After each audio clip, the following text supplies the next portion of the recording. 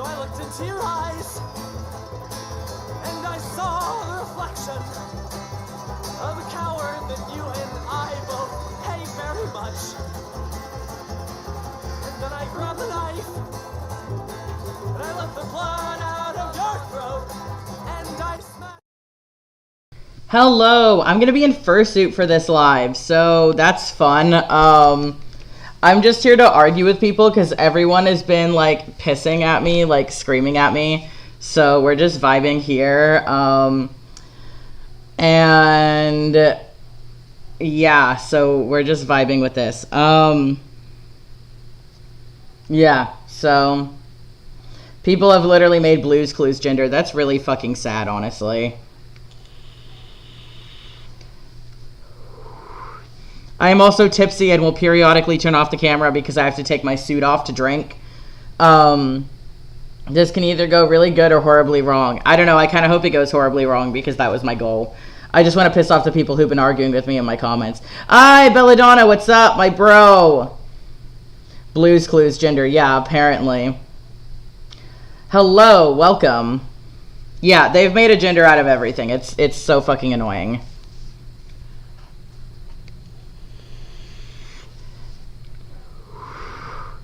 And then they go, well, xenogenders are a subsect of non-binary, so you don't support non-binary. And I'm like, no, I support non-binary people.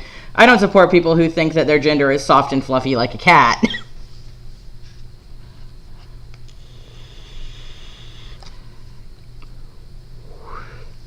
I need a fucking drink, man. Like, have you seen the comments on that community post I made? Oh, I already poured a shot. Okay.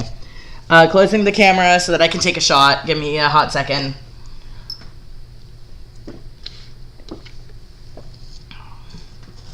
Pinkie Pie gender, help. My soul has left my body. Because that probably exists. Okay, wait. I have hair in my eye in my fursuit. Go away. Ah. Okay. I don't support xenogenders either. It's just kind of it sounds like they're mocking the LGBTQ community. I agree.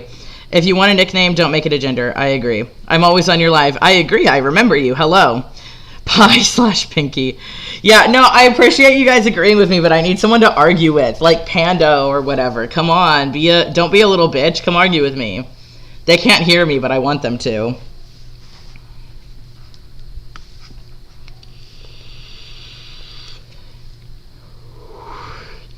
If no one comes on to argue with me, I'm probably just going to do my regular live shit and do some commentary. But for now, I'm doing this because I figured someone would come on and argue with me, but if no one decides to argue with me, I have some commentary videos saved. Shrubbery Enjoyer. Are you joking? Please tell me you're joking.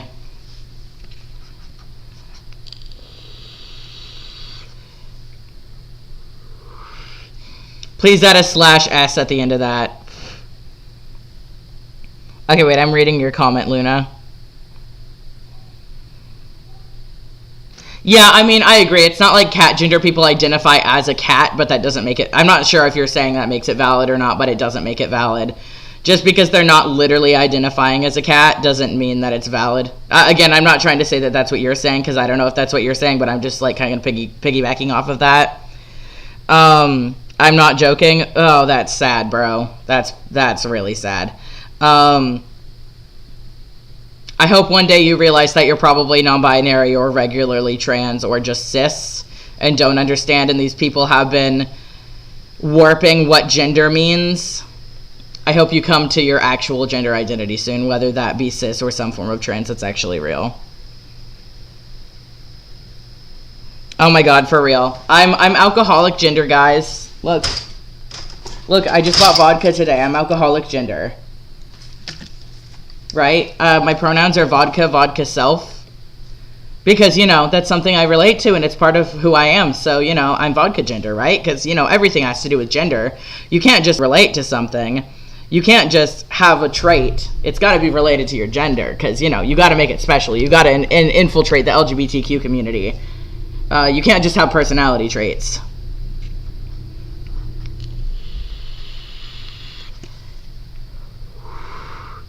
Having a personality is apparently illegal. It's all got to be your gender. Garfield gender. Help. Are you my dad now? Me? Well, with the credit card, I'm going to go with hot no.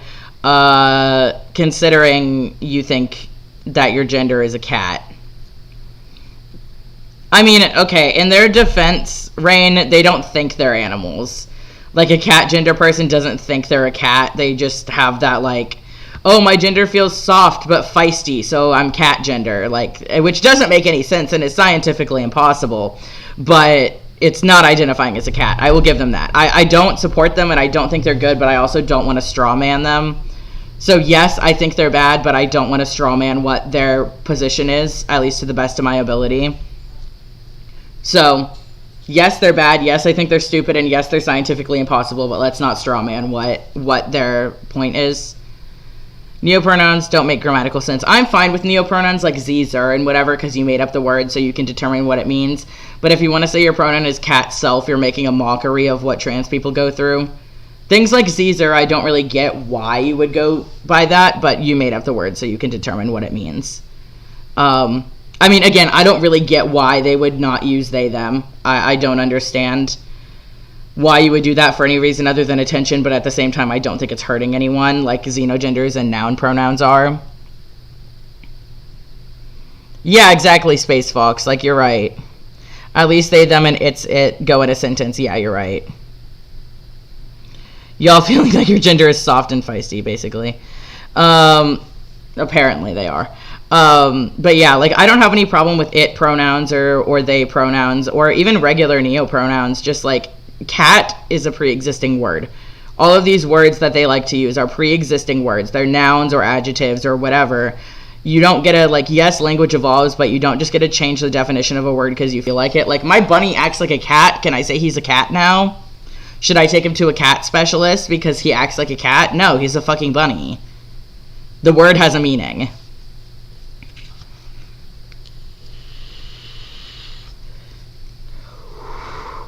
Cheese gender? I've never heard of that. I've heard of bread gender. I've even heard of olive bread gender, but cheese gender? Dear God, please help this poor soul. Sorry for sticking my hand in the soup. My hair was in my eye. Yeah, I mean, that's fair. I get not supporting regular neopronouns. Personally, I just think, even though I don't understand them, I don't think they're hurting anyone. I don't think regular neopronouns are hurting it. Again, I don't think they serve a purpose other than seeking attention. I'm going to be honest. There's really no reason to use a synonym to they, them. That makes things more difficult. That's not seeking attention. So I do personally think people who use things like Zer, whether it's subconscious or not, are seeking attention. But that being said, I don't think they're hurting the trans community, so I don't really care. I mean, again, are you white? No, I'm Native. I am almost fully Native. I'm Cherokee Nation. I've made videos about this before, bruh. Like, my entire mom's side of the family grew up on the Cherokee Nation reservation, so no.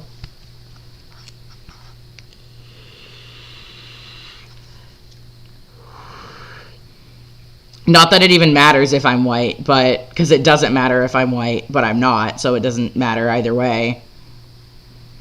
My friend online was accused of being homophobic because they were uncomfortable with calling a minor kitten because apparently she identified as cat gender. Honestly, yeah, she shouldn't call anyone kitten regardless of if they're a minor or not. It's not a pronoun.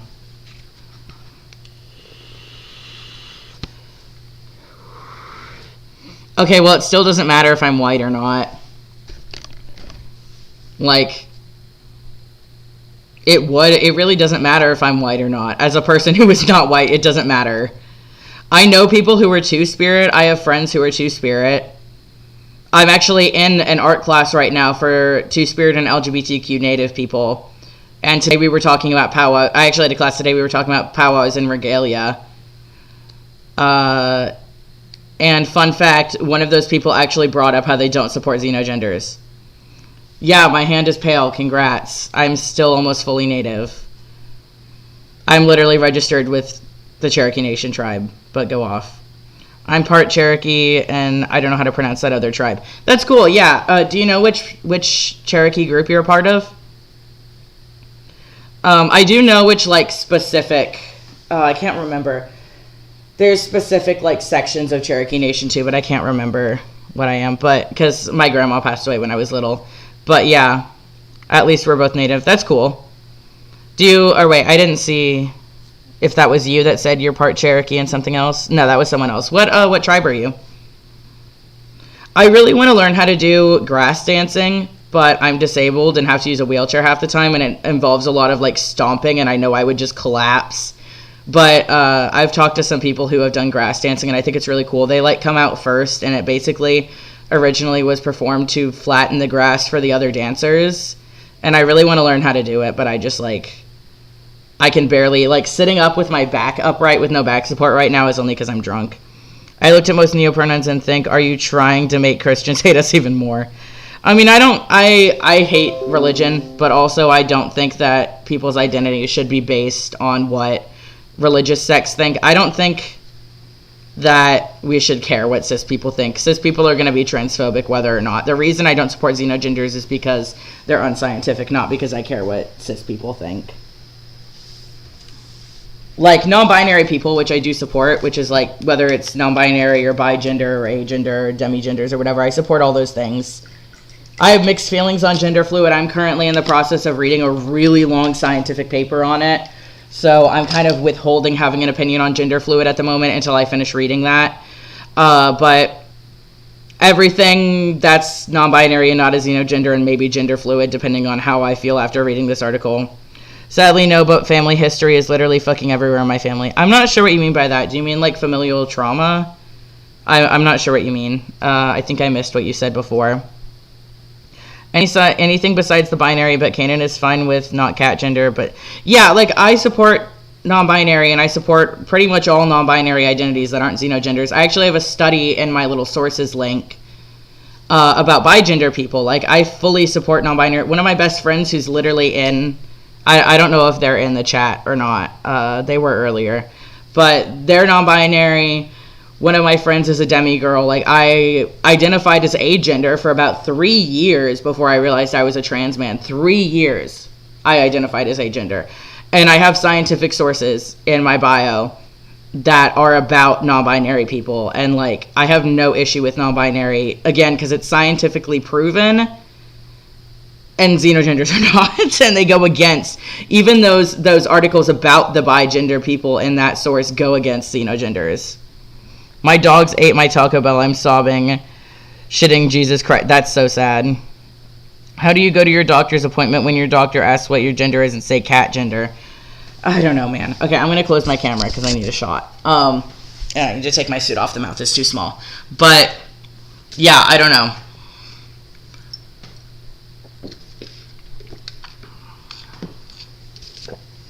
I have mixed feelings. Okay, wait, let me get my suit back on before I go into the gender fluid topic.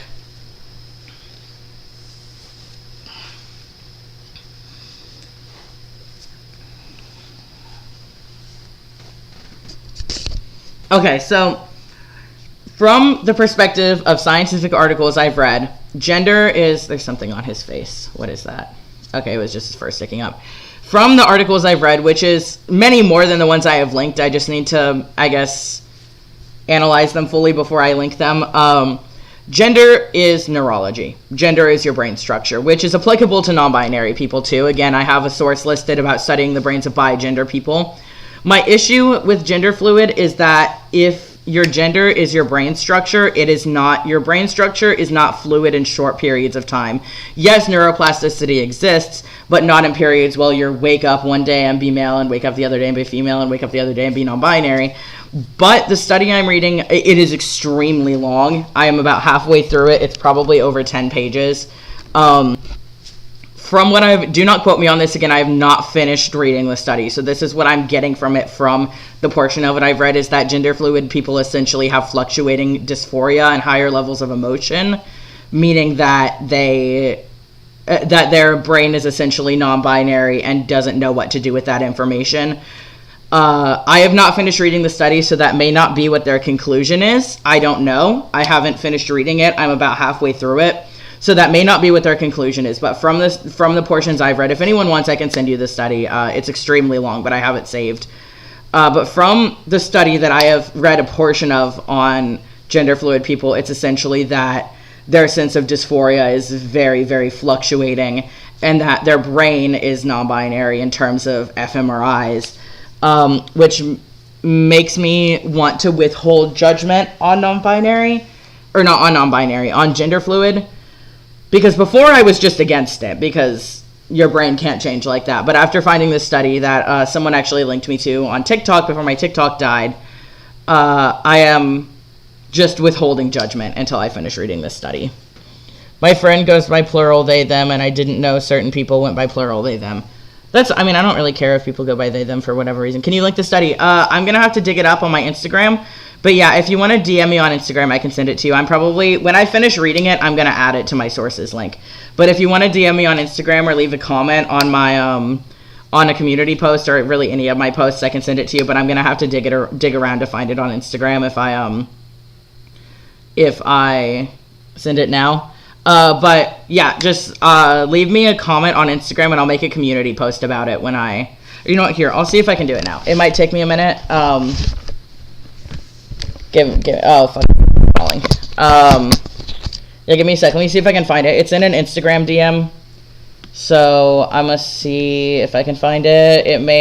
I may need to take a minute to find it because I don't remember who sent it to me. But yeah, I have all my studies except this one linked in my about info. I just haven't linked this one because I haven't finished reading it yet. I don't remember the name of the person who sent me it, so it's gonna take me a minute.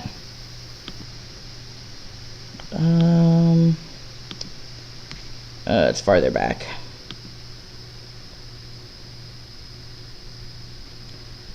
Okay, it's gonna take me a minute to find it. I cannot remember the name of this person, and I can't really see well in my suit. Someone comment on or if anyone here is in my Discord server, feel free to send it there. Oh, my camera's fucked again. Yeah, leave a comment on my community tab about xenogenders, and I will see it there and link the study, because it's a little hard for me to read my Instagram DMs in my suit, and I don't remember who sent it to me. But yeah, just send me a comment. It doesn't have to be everyone. Just one person send me a comment or whatever, and I'll see it.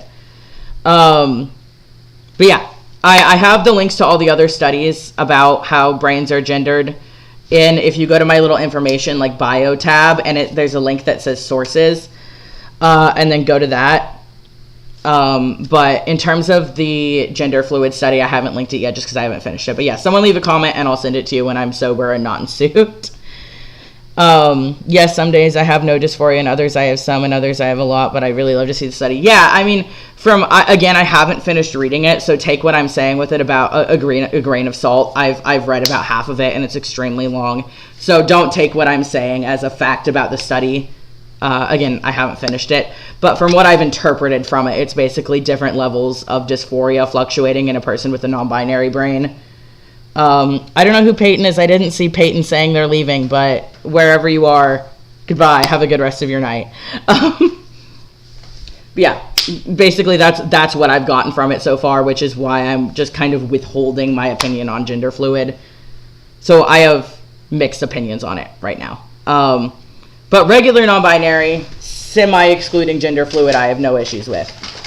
Xenogenders, I wouldn't even consider non-binary because they have no relation to the concept of gender. Like, there is nothing in a xenogender that relates to the concept of gender, and gender is not a social construct as much as people want to say it is. It's not. It's a scientific inaccuracy that gender is a social construct. Gender roles are a social construct. Gender roles are a social construct, but gender itself is not a social construct. Otherwise, gender non-conforming people would not exist. Sorry, I accidentally unplugged my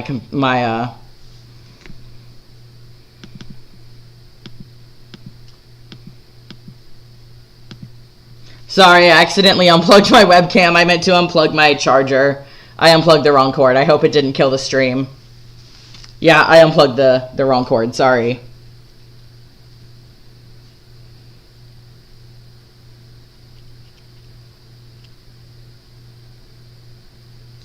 Okay, it's working again. What's your opinion on girl flux? I've never heard of that. Please elaborate.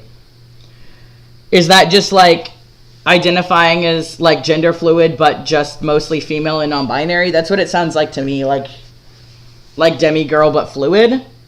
What I'm getting from the name is demi-girl but fluid, but I don't know what it is. If that's not what it is, if it's not gender fluid without the male part, then I don't know what it is. That's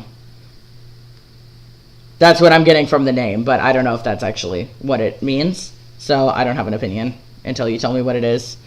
I'm also trying to figure myself out, so it's safe to say I'm gender fluid or agender until completely fine to figure it out.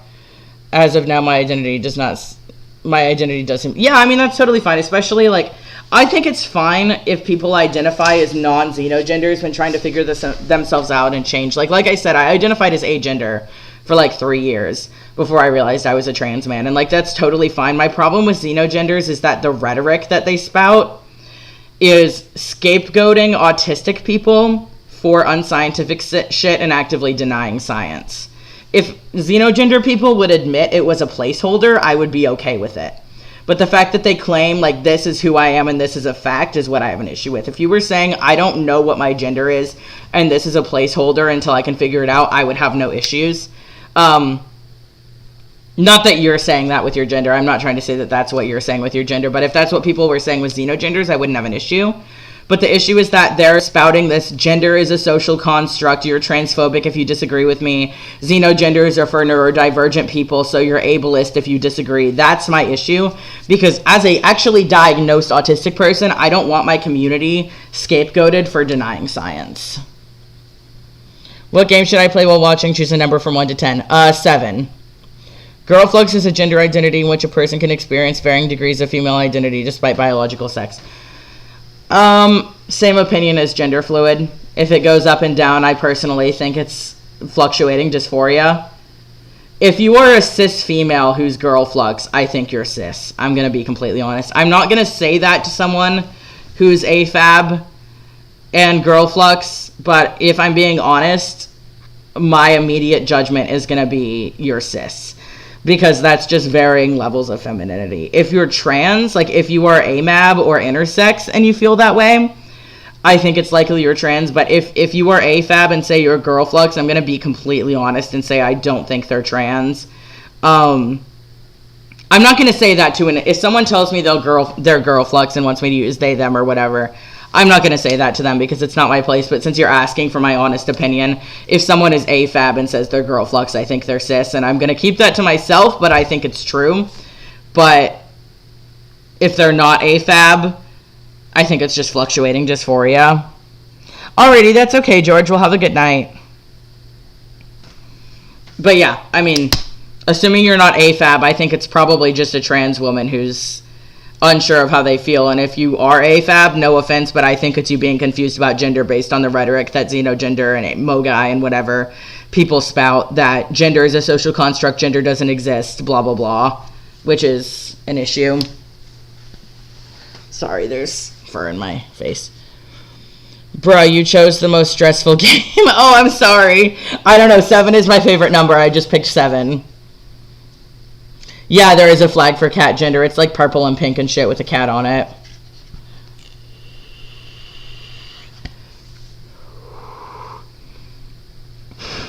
Fair enough. It's okay to disagree and still... It's okay to see a point and still disagree. There's plenty of people who I think make a good point, but I don't think that their point trumps the reason that I believe what I believe.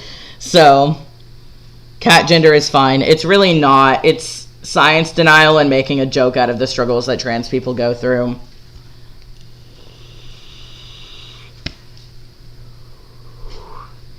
I don't stand for science denial, which is why I don't stand for religion or spirituality or homeopathy or witchcraft or any of that shit. I don't stand for any of that shit for the same reason I don't stand for xenogenders. I don't vibe with science denial.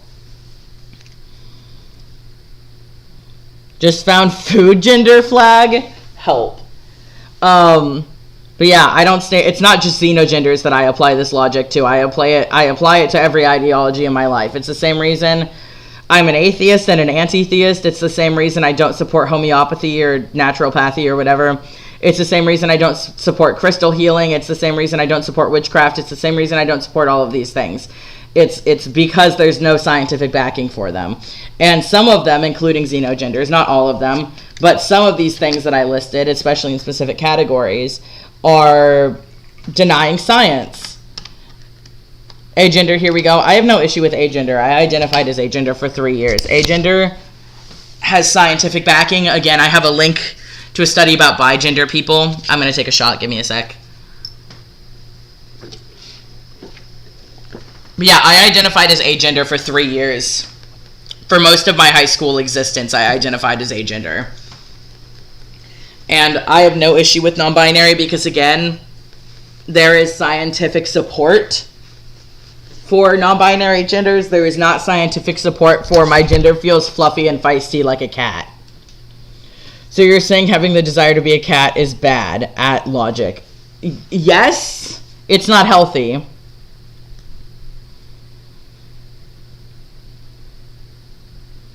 Anime gender, no xenogender is valid. I don't care if it's cat gender, anime gender. I've seen bread gender. I've also seen olive bread gender, which is funny. I've seen like everything under the sun gender. It's ridiculous. I mean, I love cats, but I would love to be a cat, but I'm not cat gender. Yeah, okay, so I'm gonna say something right here. I'm not defending them, but cat gender is not identifying as a cat or wanting to be a cat.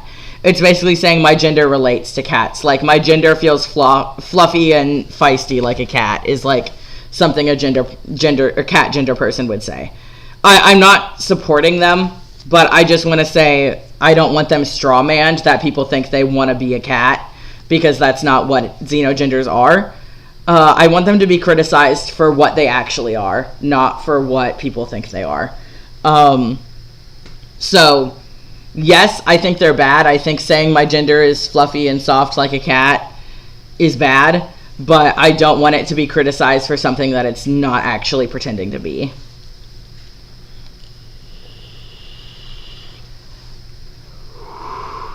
No, yeah, it is a personality. They can't differentiate personality from gender because of this whole gender is a social construct rhetoric. The whole idea that gender is a social construct is what's promoting these things. I respect all religions since the fact that I've been forced to go to church, so I kind of am used to that shit. I mean, religion is inherently harmful. Belief without proof is bad. I think there's exceptions, like, for example, Judaism encourages skepticism and seeking your own answers, which is why I exclude it. For my anti-theism and any other religion I'm unaware of that has that mentality of you need to seek the answer for yourself, I exclude that too. But 99% of religions do not have that ideology that Judaism and any other religion that shares that idea has. It's faith. Faith is not positive. If you mean faith is in like belief in someone you care about, fine. Religious faith is not positive. It's lying to yourself. Belief without proof is intentional ignorance. It's ignorance is bliss, and that's not good. That promotes degradation of society. It promotes delaying progress. Do you support dream sexuals? Ew, nasty. No.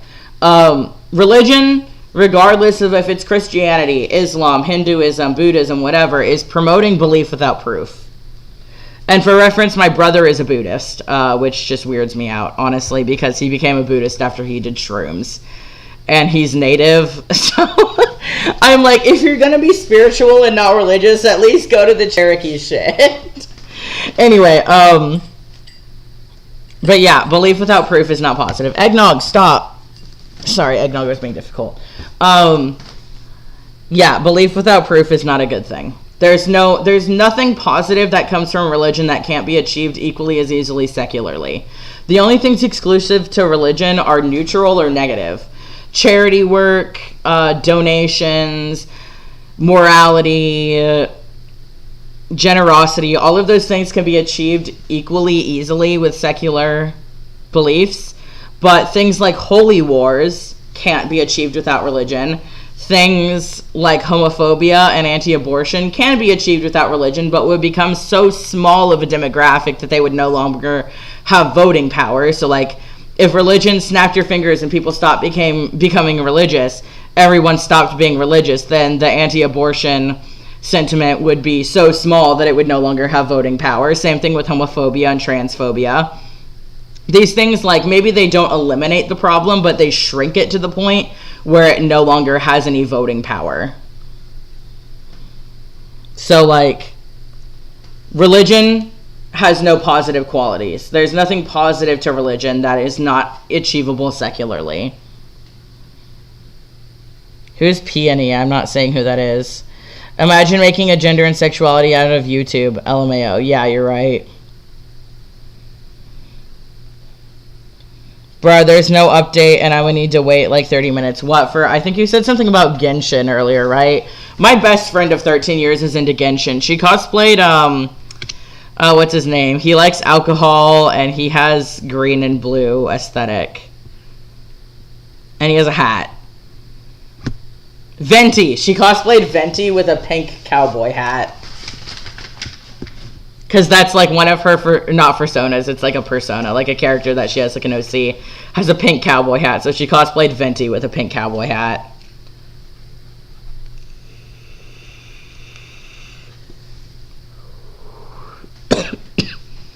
My coil is burnt. And also this is almost empty. I need to refill it so it stops doing that.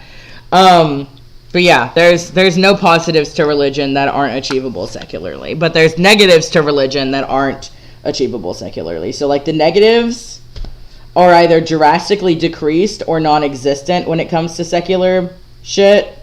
And the positives are equally as achievable and have no benefits of being religious. In fact, most things that are positives of religion, things like charity and donations and charity work and shit like that, those things are used to perpetuate the religion, like missions. People go on missions and build houses for homeless people or people in poor countries. But you know what they do is they preach their religion while they're there. Secular people who go build houses for the poor and go rebuild destructed areas from natural disasters and such don't go there and preach about their religion and use it as an excuse to preach about it. They just build the house because they want to help people. But the Mormons or the Jehovah's Witnesses or the Baptists who go do that, they're doing it because they want to whip out their Bible and go, look at this. Eggnog, stop. They're not doing it because they want to help people. I feel like there's some gap in the logic of there's no positive to religion. Well, can you elaborate? There are positives to religion. I'm not saying there's no positives. There are positives. They're just not exclusive to religion. There's nothing about religion that's positive that's not achievable equally as easily secularly. Because there are positives. Eggnog, stop. There are positives. I acknowledge there's positives. It's just that all of them are eggnog, I swear to God, please do not drink my vodka. But very clear you thought a lot about this. Me? Yeah, I mean, that's fair. My special interest is religion and cults. But I definitely think there are positives to religion. I don't deny that there's positives to religion. Again, there's so many religious charities that do so much good.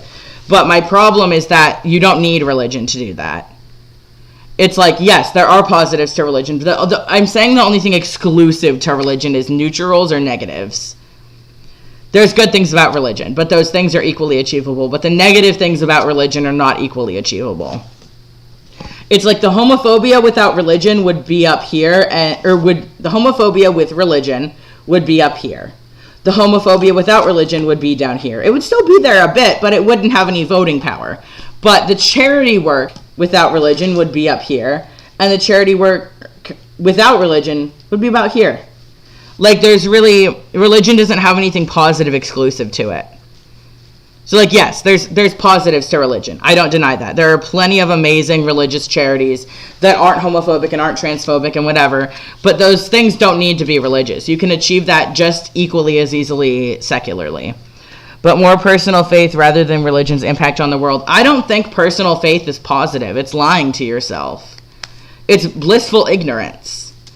The term ignorance is bliss is a very good... Eggnog, stop. Is a very good point when it comes to religion. If someone uses a higher power, personal motivation, and reassurance. Yeah, but that's lying to yourself. And if you ever lose that faith, if you ever reconnect with reality, then you lose whatever progress you made. Like, for example, the 12-step program, right? Requires you to believe in a higher power.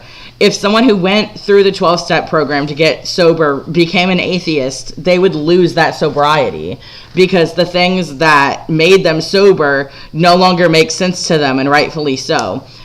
it's, yes, belief in a higher power can give you peace, but it's false peace. And if that person ever decides to look into what may be wrong with their religion, their world will collapse. That happened to my dad. My dad was an evangelical Christian growing up. He went to the Nazarene church. He knocked on doors. He went and prayed in tongues and screamed and put hands on people when he was in church and stood on stage and cried about his sins. My dad was an extremist evangelical Christian growing up.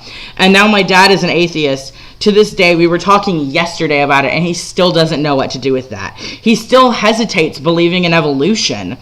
And he's been an atheist for years, and he grew up in that environment. And because of that, he doesn't know where he lives in the world.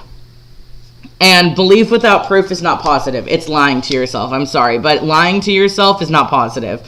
Whether or not that lie gives you comfort doesn't matter, because you can find comfort in reality. And the second that someone realizes that lie that they were told as a kid or in a vulnerable position or whatever prevented them from believing in reality, because let's be honest, most people, statistical fact, become religious based on childhood indoctrination. And the other people who don't become religious based on childhood indoctrination join it in a vulnerable state. Like, for example, a lot of ex-convicts or a lot of ex-drug addicts or a lot of people who are healing from struggling things. No one really, I mean, I'm sure some people, a very minuscule amount of people, join a religious group after being an atheist in a clear state of mind. Most people, 99% of people don't join religion in a clear state of mind. They're manipulated in a vulnerable position, whether that vulnerable position usually be childhood and gullibility or things like being, again, an ex-convict or addict. People don't join religion in a sound headspace, because if you're in a sound headspace and you're not religious, you're not going to believe that. Christianity sounds like a fan fiction some guy wrote for the Roman gods believe in, except people still believe in Christians. As someone who's read the Bible, I will say it's not super similar to Greek gods. There are a lot of tropes that are seen in historical religious things like born of a virgin, the flood, and stuff, which are considered, I guess, tropes in religious texts. But that's just a general thing across religions. It's not really a Christianity thing.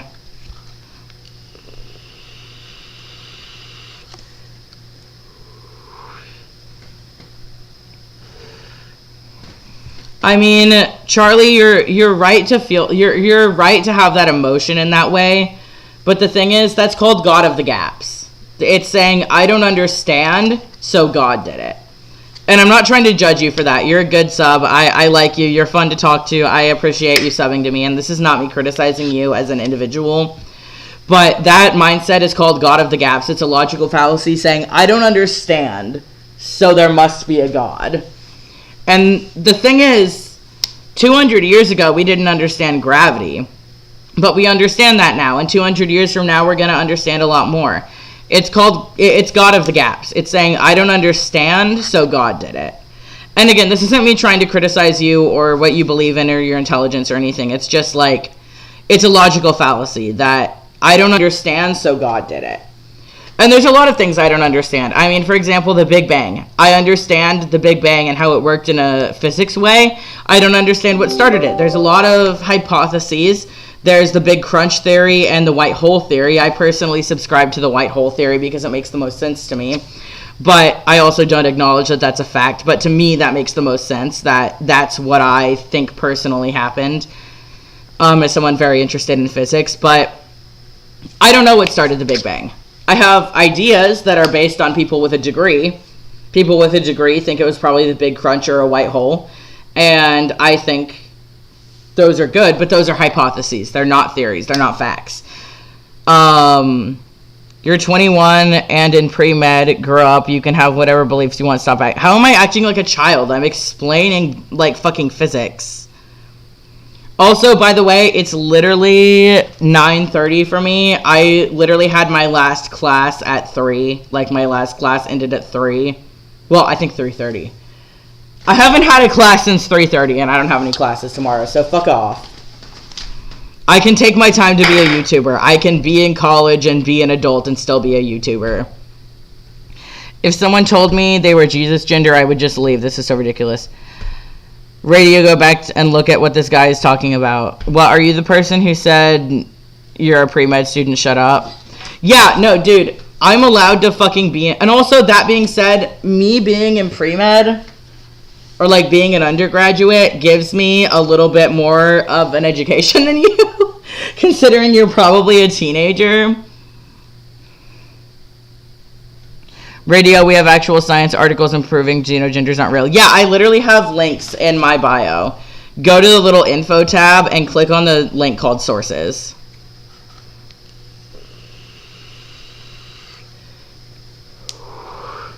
Yeah, I'm drunk and I'm being more civil than you, bro. Also, again, me being a pre-med student gives me a bit of a leg up on you on that. I'm going to take a shot, speaking of drunk.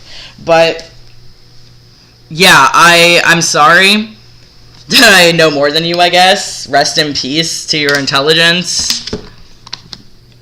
I mean, what, do you want me to, like, fucking take y'all to class and show you me...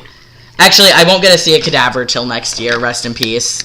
I'm hyped to see a cadaver, considering... Okay, wait, let me take my shot.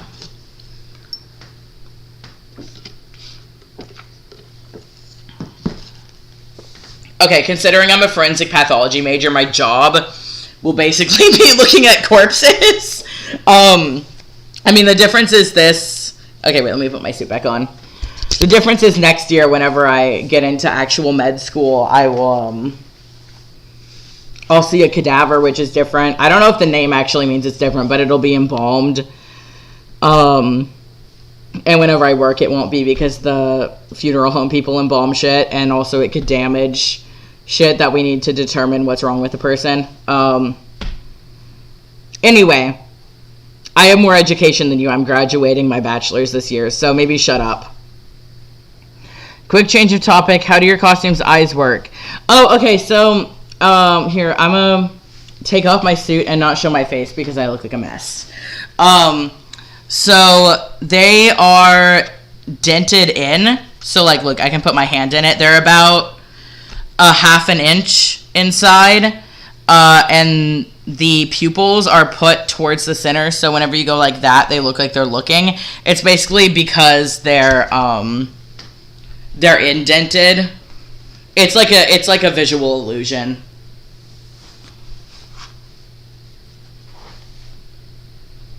Okay, sorry, I'm fixing my suit head. I don't think it's happening, but once I had a conversation with my friends, like, what if it happened? What if what happened? The sad part is that Niche, the game, taught more genetics. Oh my god, I fucking love Niche! That's one of my favorite video games. Dude, I adore that game so much. I am so happy you have no idea how happy I am that you know that game. That is my top 3 video games. My top one is the Uncharted series just because it was part of my childhood and I adore it. And I, like, played Uncharted on the PS2 as a kid. And then my second is Pokemon. And then my third is Niche. I love Danganronpa. I'm a major Danganronpa fan, but it's not up there just because it's not sentimental. But, yeah, I love Niche. That's one of my favorite video games. Like, seriously, I'm so happy. I actually tried to do a stream playing Niche on Twitch, but my mic was fucked up. Ugh, I love that game so fucking much. Dude, I am so happy you know. Like, you have no idea. That's one of my favorite video games, and no one knows what it is. I'm, like, vibrating. I'm, like, shaking, because I'm, like, someone knows what Niche is. I always try so hard to get someone that can fish in Niche. Like, I will seek out rogues that know how to fish. I love that game so much.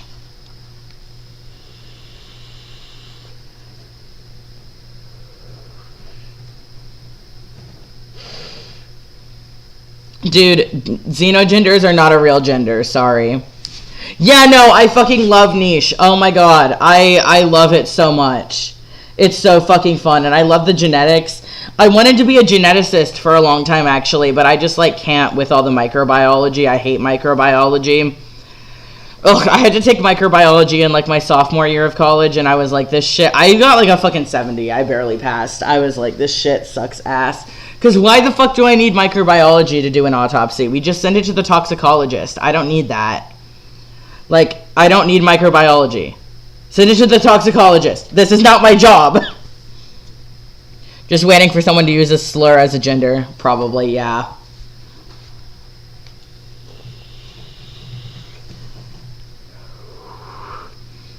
No, yeah, I love niche so much. You're based. I don't even feel comfortable saying the name of that quote-unquote gender. I feel like that's not right to say. I'm playing it right now. I almost considered playing it during the live, but I was like, I think a lot of people are joining because I'm in suit. But I have done a niche live on Twitch, because I really only do gaming on Twitch, but my mic was broken, so no one heard me, so no one joined. Like, a bunch of people joined at first. I seek out rogues with wings. Yeah, I've only ever come across like 2 rogues with wings, and I've had the game since it was in beta. I've literally had the game since it was in beta, and I've only come across a few rogues with wings. It's annoying. I've done the sandbox mode where I've given my creatures wings because I just wanted to see what they did, but I don't like doing sandbox mode. I feel like I'm cheating.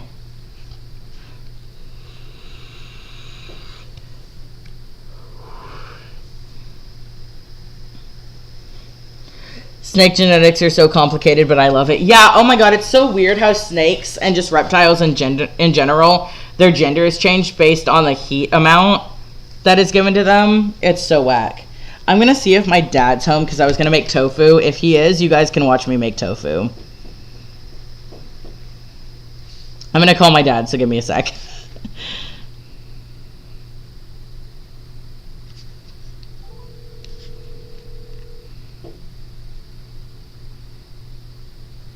Hey, are you home? Are you home? Yeah, I'm home, but I have my watch on. What's up, Bubba? Just can I come cook? Yeah, 1 second. Okay, I'm doing a live stream. I might bring it down with me, so if I talk, is that okay? Yeah, you're gonna be in the kitchen, right? Yeah, I'm in the kitchen. That's fine. I'll open the door. Bye. Okay, thank you. Okay, you guys can come with me while I cook. You'll get a face reveal. The tribe I'm learning has 34 members. I should go to a new island. Oh my god, for a second I thought you meant like native tribe, because earlier we were talking about being native. And I was like, okay, you guys get to see me cook my fancy tofu that I made up myself. Let me look presentable. You have to see my face when I cook anyway, so here we go. We get to see you cook. Yeah, I'm bringing my laptop down with me. I'm gonna cook tofu because I am starving and I have barely eaten anything today. So we're making tofu. You'll get to see my dad, who's the white side of the family, for a second, maybe. He doesn't like to be on camera. He probably won't.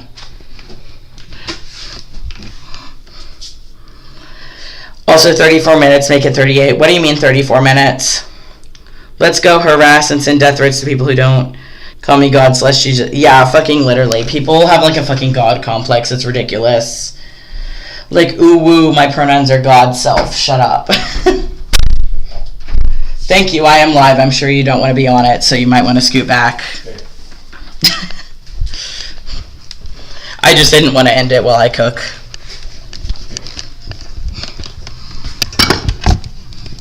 Hello, people. We're making tofu instead of talking about religion.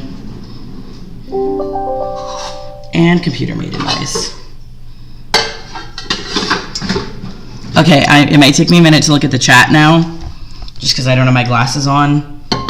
And let's move the cord away from there. Yeah, but y'all get to watch me cook. I love cooking. Yeah, what was Charlie saying? The white side, yeah, basically. I need to press tofu, so we're gonna do that.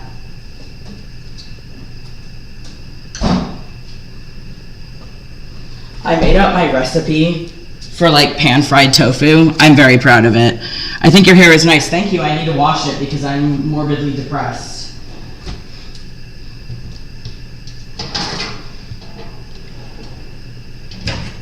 Yay, we got a good knife clean. I hope TikTok doesn't ban, or not TikTok. I'm just used to TikTok lives. I hope YouTube doesn't ban me for having a knife. It's not TikTok though, so maybe it won't. Charlie, I've been feeling like sneezing on. Sneeze, please. I've never had tofu. That's sad. Try good tofu before you like pan fried tofu or tofu and curry or something like that. It's really good. Don't just eat plain tofu unless it's in something like curry or a soup or something. And usually that's silken tofu or some sort of soft tofu. Here, wait, I'll turn the camera so you can see me pressing the tofu.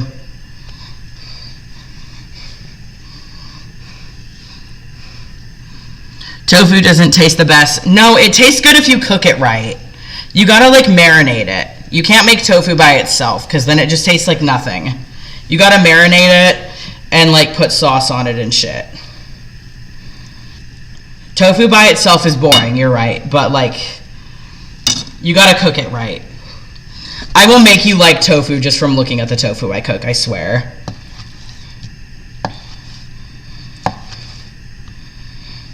I probably shouldn't be cutting this aggressively drunk, but whatever. Okay, and then we need cornstarch so it gets crunchy.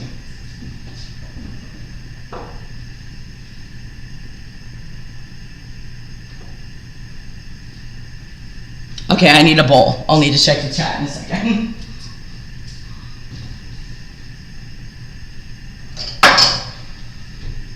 No, okay, so you cut up firm or extra firm tofu, and you take cornstarch or potato starch, really. Don't use any other starch. I'm using potato starch is better, but I only have cornstarch, so we're using that. And then you take it and you like coat it entirely in it because it makes it crunchy when you pan fry it. So it should look like this. And I pan fry it by itself, and then I make like a glaze, and then I put it back in the pan. This one broke, so we're just gonna have a little one. I haven't had much Asian food. Yeah, I actually don't really know how to make Asian food, but tofu is used in a lot of cultures actually. But I just kind of make this shit up. The cornstarch thing is definitely like a traditional Asian food thing, but I'm not any part Asian, so don't listen to me in terms of the flavors, just how to cook tofu and make it the right texture.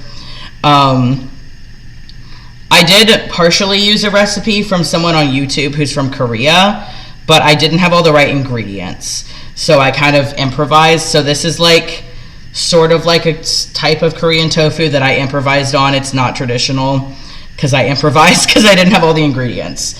So take that with a grain of salt. I'm not Korean. I just used a Korean woman's recipe and didn't have all the ingredients. But it's pretty good. I mean, I use like, I do this and then make a glaze. I'm gonna get all the cornstarch off my hands. And then make a glaze that's very, what the fuck was that? Dad? Dad? Okay, well something made a cracking noise. I don't know what it was. That was concerning. We're gonna ignore that. I just wiped off the cornstarch into the fucking sink and something sounded like it exploded. So we love that for me. I'm gonna get some vegetable oil. And then, I know this isn't supposed to be, don't make blackout drunk dishes. I'm only a little tipsy, it's fine. Yeah, no, I have no clue what happened there. I think I might have knocked something over. I'm not really sure what happened there. I think I knocked something over and it sounded like something exploded because I wasn't paying attention. Okay. This is way too hot. I wasn't paying attention, but it's good to put it at a hot temperature, so we're just gonna deal with it.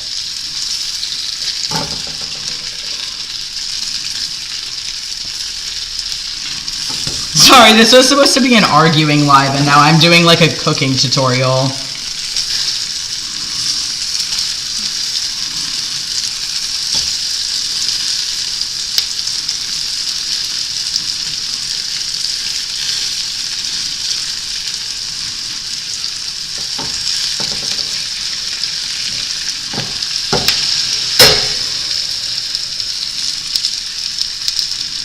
Okay.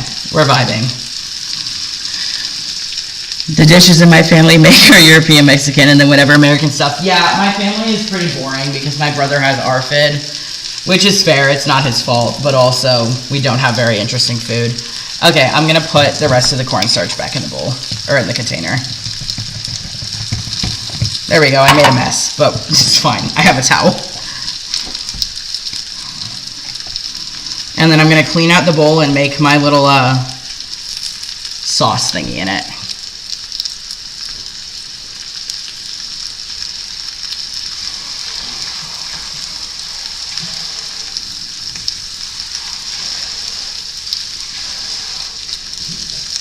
Okay, so I don't measure shit, and the tofu's gonna take a minute.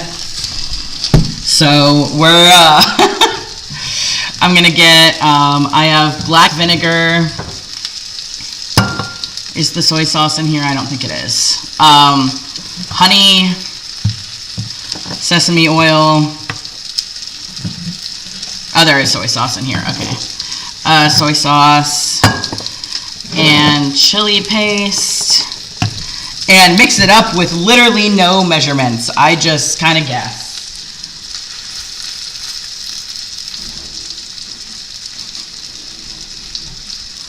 I usually get about 3 spoonfuls of this. Also, I can't see the chat. My computer's tilted too down. Sorry about that. Because I see people talking and I can't see what they're saying. But yeah, don't take this as any kind of traditional thing. I am not Asian at all. This is just what I like to make. It's like I took it from like a tutorial and then kind of fucked it up because I didn't have the right ingredients. So that was black vinegar. And then a lot of soy sauce. Because it's kind of the base.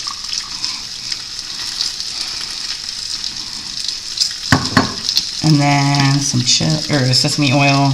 Come out, I know you're almost empty. Okay, the sesame oil is pretty much empty. I don't have any more. And then a little bit of honey. This is like farmer's market honey, so it doesn't want to come out of there. Oh, actually, it's perfect. There were just one burnt piece.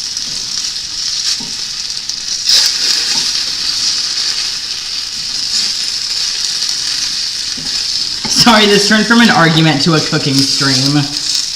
It'll go back to an argument in a minute, because this has to cool down.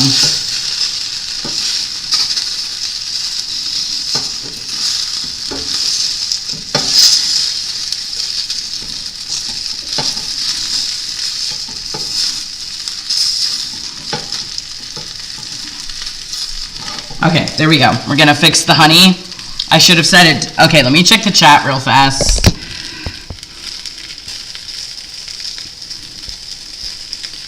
Can you all see me? I just said that someone said it froze. Can you all see me okay? I don't have my phone to check and make sure that the live stream is alive. I'm gonna get different honey.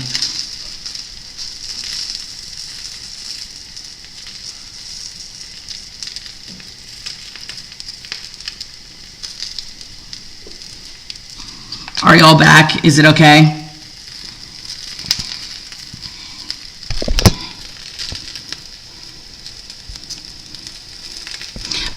Okay, just making sure.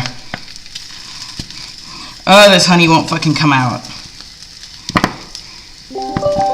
I need more honey.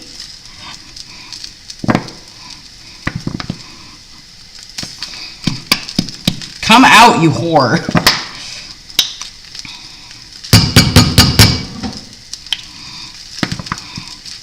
There we go.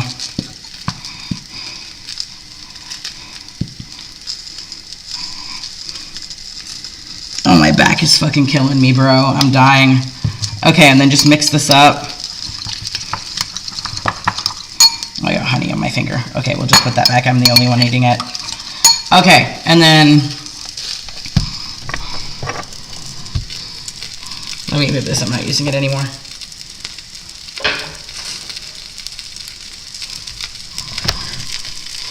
Okay.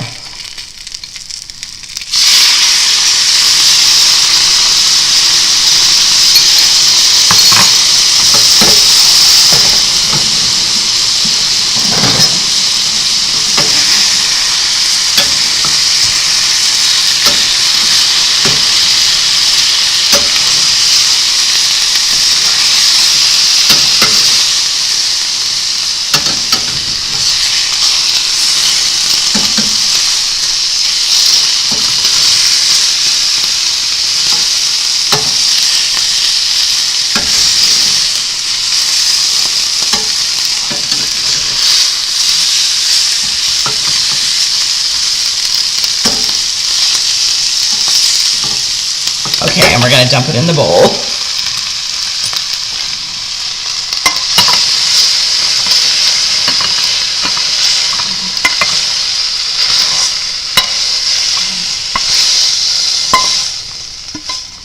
And we done.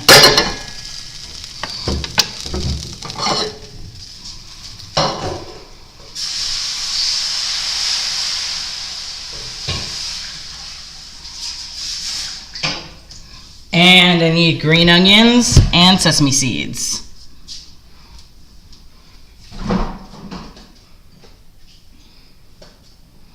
Gotta chop the green onions.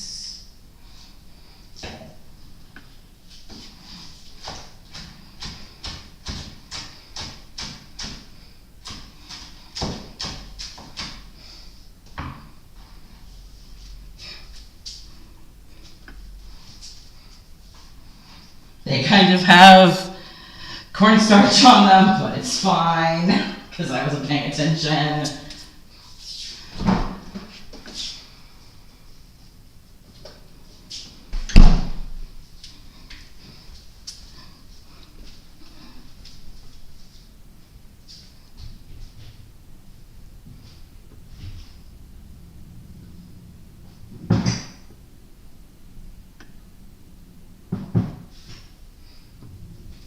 And sesame seeds. There we go. And do I have chopsticks? They're probably all dirty.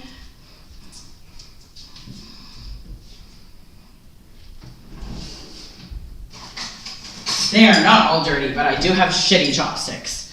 So I'm gonna take y'all back upstairs with trying to carry this.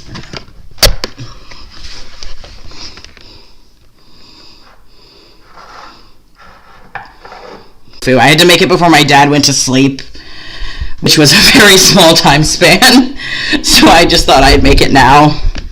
Sorry, you have to just look at my chest. I'm vibing. We're going upstairs. It's fine. Oh my god, my back is killing me. Fuck. I feel like my back is not going to hold me up more. Okay. We are back. Welcome back.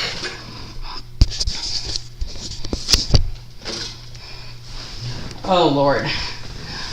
And my back feels like it's committing unalive. Okay.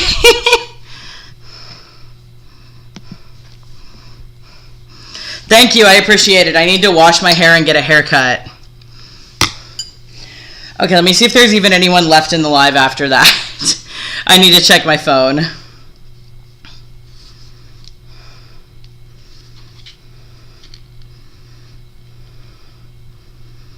Oh, damn, there's still 15 people. Okay, we're going to go to a commentary video, as per usual, just so that I can eat this without having y'all hear me chomping and lay back against the wall without my back committing unalive.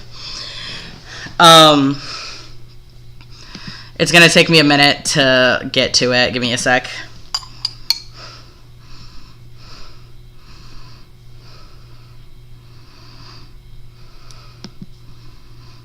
Okay, I haven't seen this video.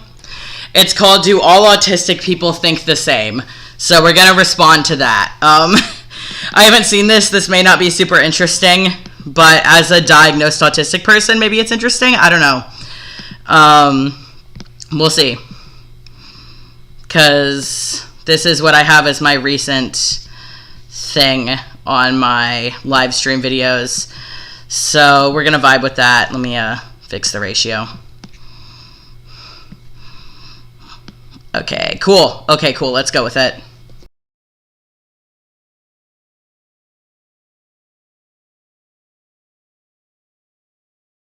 Announcement. Today we're dropping another collection of human good called Surface Level. Take a look. To myself, I'm going to say make sure you check out humangoodla.com and stick around to the end because we have a special promo code for you. For now, enjoy the episode. personally, like if I'm going to refer to myself, I'm going to say autistic person, but you can say either or and I won't give a crap.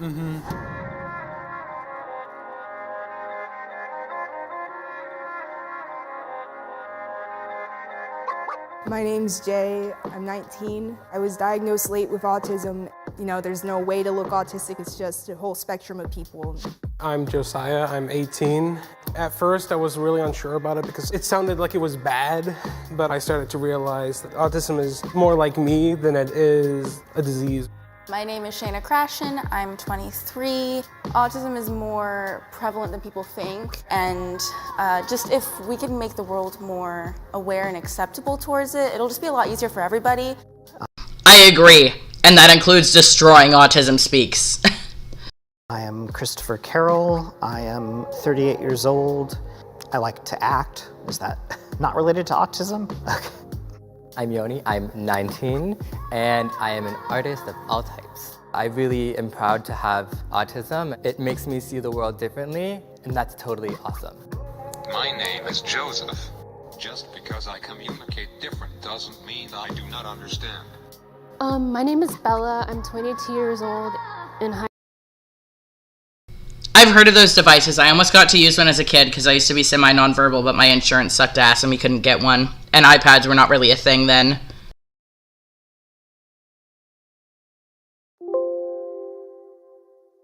In high school, I couldn't really talk, so I was like nonverbal.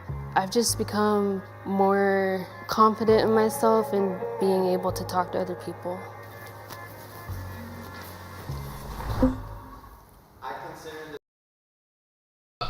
I agree. Fuck Autism Speaks. Also, in terms of, I consider the term, whenever I do these, I answer my own answers to their questions.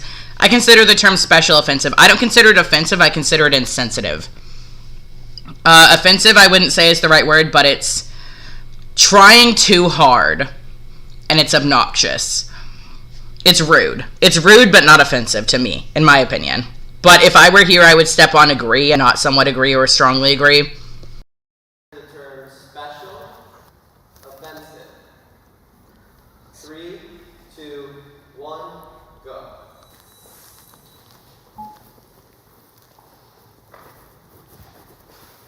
I do find it to be somewhat of a bad label.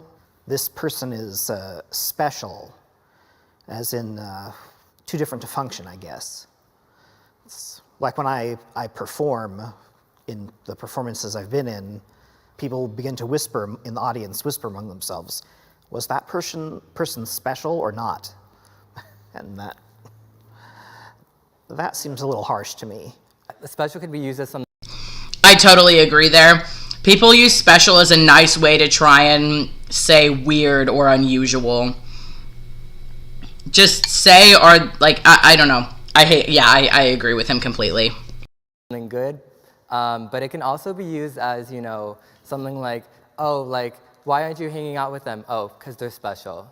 Like, like they're the other, they're less than, and we're not less than, we're different. I feel like it can make neurotypical people feel better, like it's like the right word to say, and like it just sounds nicer to them, but in reality I think it's just more offensive if you're...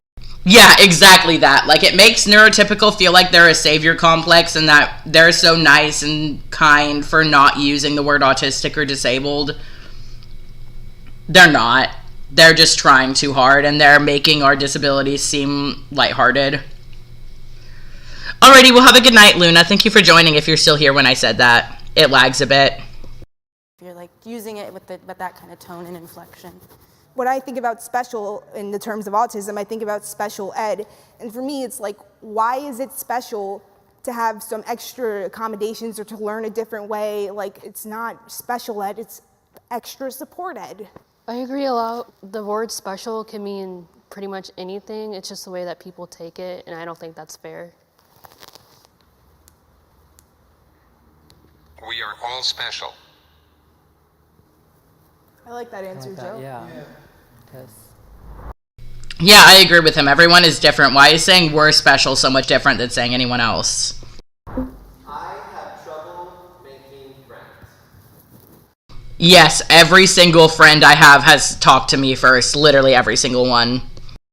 3, 2, 1, go.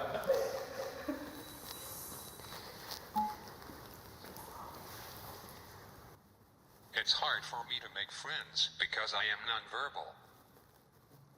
Yeah, I didn't really start making friends until I started college because I wasn't like in a lot of activities and stuff. I just always wanted to be by myself, and I always found it hard to talk to people. For the longest time, especially when I was in middle school, I had a bit of a...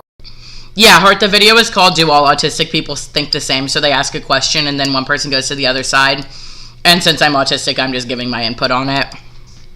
Like diagnosed autistic. If you're self-diagnosed autistic in this live, go away. a hard time making friends, and so I was basically on my own for a while. But until I went to junior high, I went to a private school. Their whole entire goal was to basically like make a community that are just trying to find friends and stuff like that. So that's why I'm on the somewhat disagree, because it's like I have plenty of friends now, but in the long run, when it came down to middle school, I had a really rough time. I honestly don't have trouble making friends. I talk to everyone I meet, and everyone I meet I kind of make friends with. I don't know, it just comes naturally to me. I just say, hey, let's be friends, and they're like, yeah, and it happens. When you first meet somebody, I'm good at the initial like talking and friend thing, but it's when like the long term and it just gets too complicated. Yeah, same, Lemon. That's exactly what I was thinking. I have a lot of friends, but all of my friends came to me first. Like, my best friend of 13 years talked to me first because she saw a Warrior Cats book on my desk and wouldn't leave me alone about it. Like, I've known her for 13 years, and she came to me first. One of my friends, Lotus, I met in the psych ward, and they came to me first because they felt alone, and I was the only other trans person other than the guy that I fucked in the ward. So they came to me and my roommate because we were the only other trans people in the ward, and we talked together. Or like my friend Chris came to me because I was a furry, and me and Sophie, the friend of 13 years, were the only other furries in the school. Like, yeah, I have friends, but I don't make them. They make friends with me. And then like, also I just find like I don't like a lot of people, and so like of course. That's relatable. I don't like a lot of people too. I am very judgmental, I'm gonna be honest. Of course, not a lot of people are gonna like me, so it's just so it's just like some would agree. Well, I guess for me, it's just, I also have social anxiety, so it's never been easy for me to make friends, but sometimes I just feel better being by myself and doing my own thing, and when you go out and you meet people, you have to really push yourself to, to know what to say and to know what not to do, and you don't stim and... Yeah, please don't claim to be a part of the autistic community if you're self-diagnosed anything. I am very firmly against self-diagnosis, regardless of the reasons. If you don't have a PhD in psychology, you can't self-diagnose. Yeah, no, I get that, and that's a valid struggle, but you don't have the education to self-diagnose. I'm sorry, but I'm not going to accept anyone self-diagnose a subscriber or not. You're not educated enough to make that decision. Stuff like that, so it's just harder to go out and have that whole mental energy put towards that when you can just be yourself by yourself. But I do have some friends, so that's why I'm here, not there. I know, obviously, since you're not diagnosed, you haven't taken the test, but an autism test does not list a single symptom of the DSM-5. It's a culmination of puzzles and riddles and stuff like that. It has not a single question that correlates with the DSM-5, and it needs a specialist to interpret it. It's not at all comparable to any kind of research or test you could do online. I have a similar problem. When I was younger, I had social phobia, and I spent a lot of childhood just living or playing inside my own head, which didn't exactly seem to help me with people skills. Yeah, it can trigger things. It can like trigger a meltdown like you don't want to have to deal with. Sensory issues. Yeah. Period. Yeah, that's me at big events. Not wanting to go to big events because it triggers sensory issues. It's loud, it gives me a headache, people bump into you. I have haphophobia, so people touching me, even if they bump into me, it's like, ugh. I definitely get that. That's why I literally take benzos to be able to go to big events or airports or doctor's appointments or whatever. Period. Yeah, I was just saying I feel, yeah. Being diagnosed with autism helped me understand myself more. 3, 2, 1, go. I'd say disagree just because I've been diagnosed since I was so young. And my parents were very open about me being diagnosed with it. So, like, I don't really remember a time other than being like a toddler where I wasn't diagnosed with autism. So for me, it's just something that's always been a part of my life. So I'm just neutral.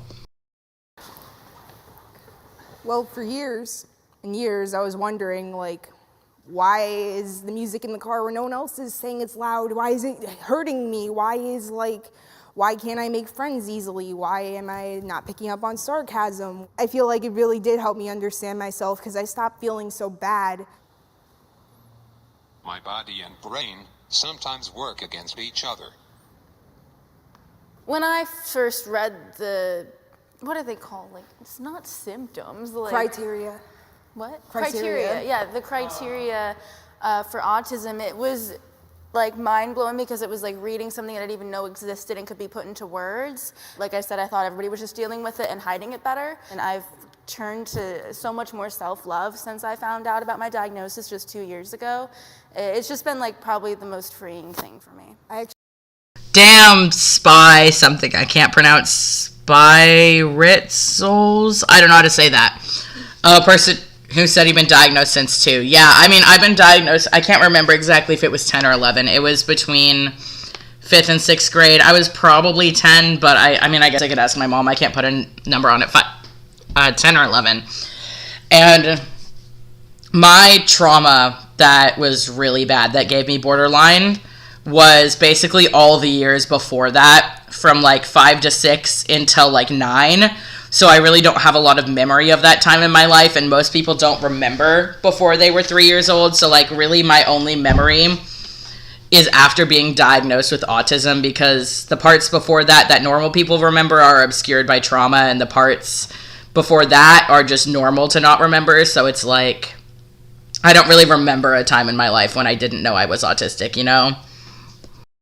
Actually used to have meltdowns like daily. I would just get so angry and nobody knew why. Yeah, and I just didn't for know little why. things would just pop it off. And I realized that after I got diagnosed with autism, everybody around me noticed how less angry and how less my... I definitely get that, because I've been diagnosed since I was 10 or 11, but my parents didn't care. Me being diagnosed with autism labeled me the problem child. I became the problem child. So I went from child that's misbehaved to problem child. So I still relate to that even though I was diagnosed. Yeah, go for it, Space Fox. What's up? Meltdowns were because you start to know how to prevent them, because you start to know what's making you melt down. Well, I think I have to say I somewhat disagree, because I've not actually been diagnosed. No one's tested me for... Anger, get off the fucking video. Bye. Get out, Christopher. Autism. So what do we go by? Just simply what a doctor happens to say on any given day? Or What made you want to come today? a few doctors have said I have autism. Although at least twice as many doctors I've known have said I do not. Medically recognized then, so you are basically diagnosed. Don't lie. What do you believe? As Or of do you just now, not care? I believe I do have autism somewhere, but I can't say I agree with the diagnosis because I don't actually have a diagnosis. Okay, fair enough. He's saying I think I have it, not I for sure have it. I take back my anger. Are you planning to get one in the future? I don't know anyone who will give me one. That's a big issue, actually. They're crazy expensive and crazy hard to get. That's It's like a whole ordeal. I got one from my psychiatrist. I can say it's a whole ordeal. I got diagnosed at 10 or 11. I vaguely remember that. And then I got re-diagnosed at 20 for like some stupid insurance thing. I retook the test. It is such a pain. Oh my God. And a lot of people don't have the time to take it. My autism test, that I don't remember the one as a kid very well in terms of time periods, but the one I took when I was 20 was about 2 hours at a time, and it was about 3 or 4 appointments. Most people don't have the time to do that.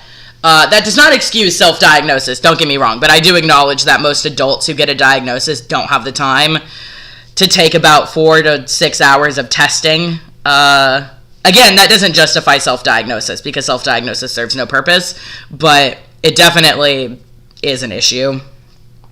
But also, that being said, it's because it's thorough. I don't think the testing needs to be shortened. I think jobs need to be more accepting of people taking time off for that, because the testing needs to be extensive because it's a complex disorder.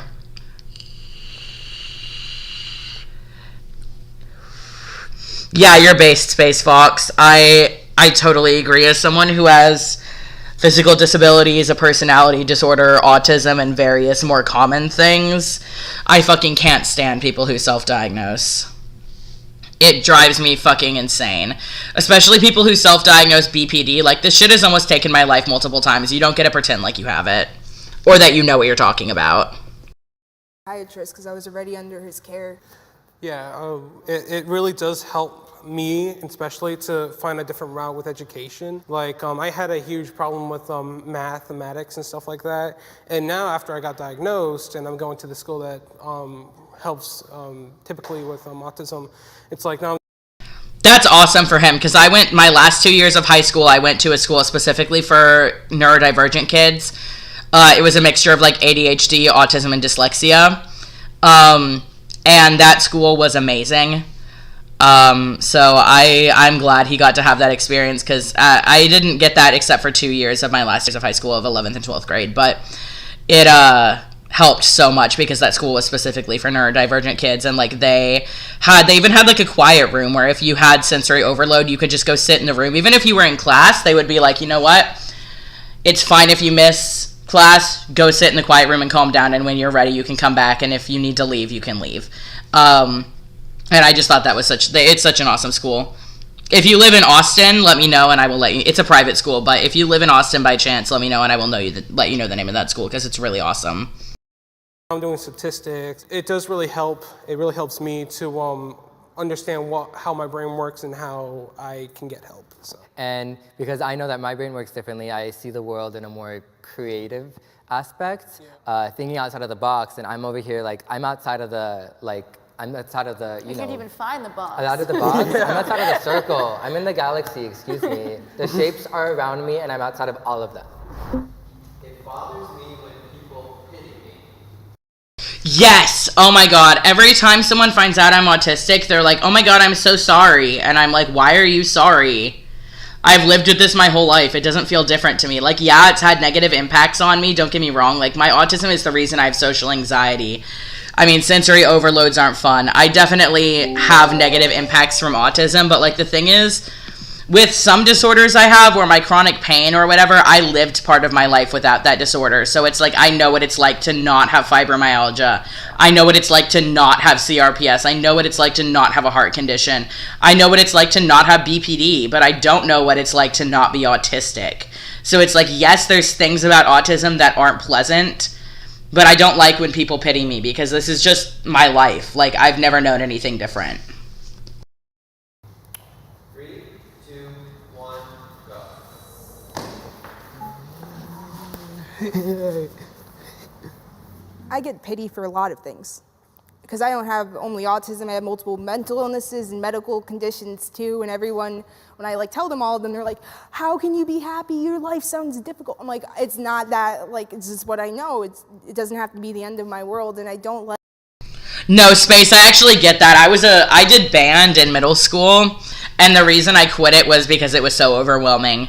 I had to wear earbuds whenever I did it, but I couldn't hear what everyone else was playing, so I would fuck up. I did say quiet room, but choir room makes sense, because as a kid who did band for part of school, I definitely got so overwhelmed that my ears, my head and my ears would just be like, I feel like I'm dying. So I did say quiet room, but choir room makes sense too. I'm sorry, Slate. Yeah, it's so frustrating. Because it's like, yeah, there's negative parts of autism. Like, I don't like sensory overload. I don't like my social anxiety. I don't like that I can't focus in school without something to do with my hands. I don't like that I get obsessed with certain topics to the point where it annoys people. there's a lot of things I don't like about autism, but also I've never lived without it, so I'm like, be sympathetic to the things I go through because of my autism, but don't pity me.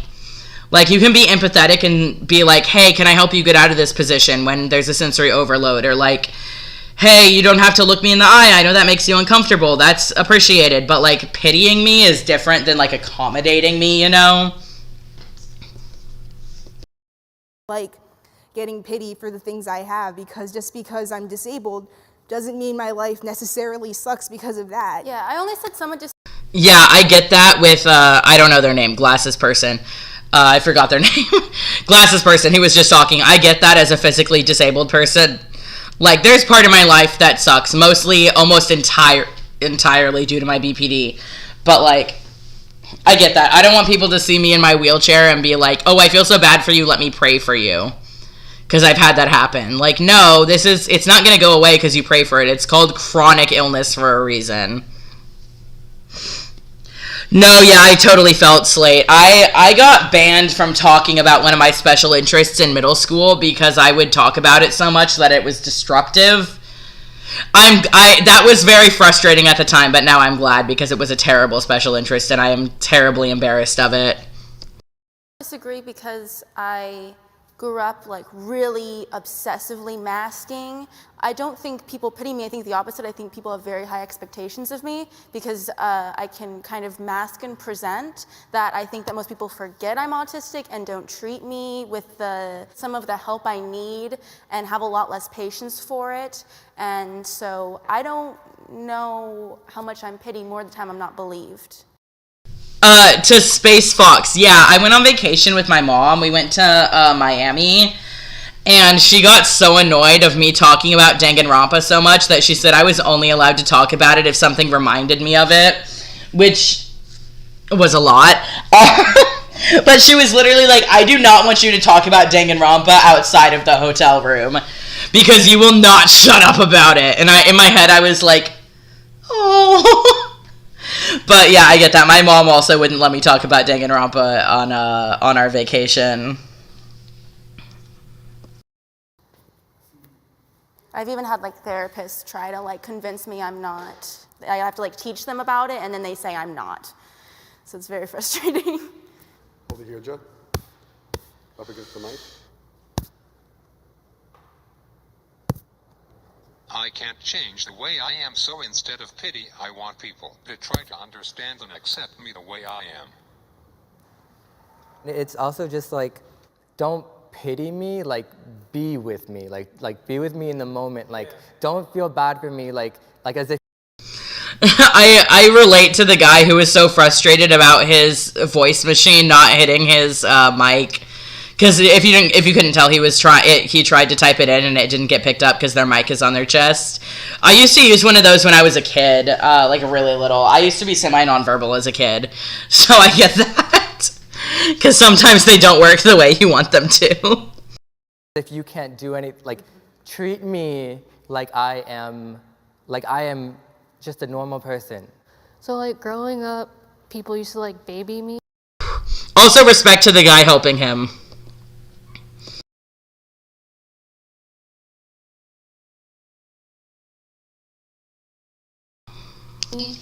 And now, like, I look at being 22, I look back and it's like, they just should have probably treated me like a normal child. Because that can be a hindrance in itself, people babying you, that can be another added knock that you don't, you know. Makes me feel like I can't be my own person. Yeah. I used to have that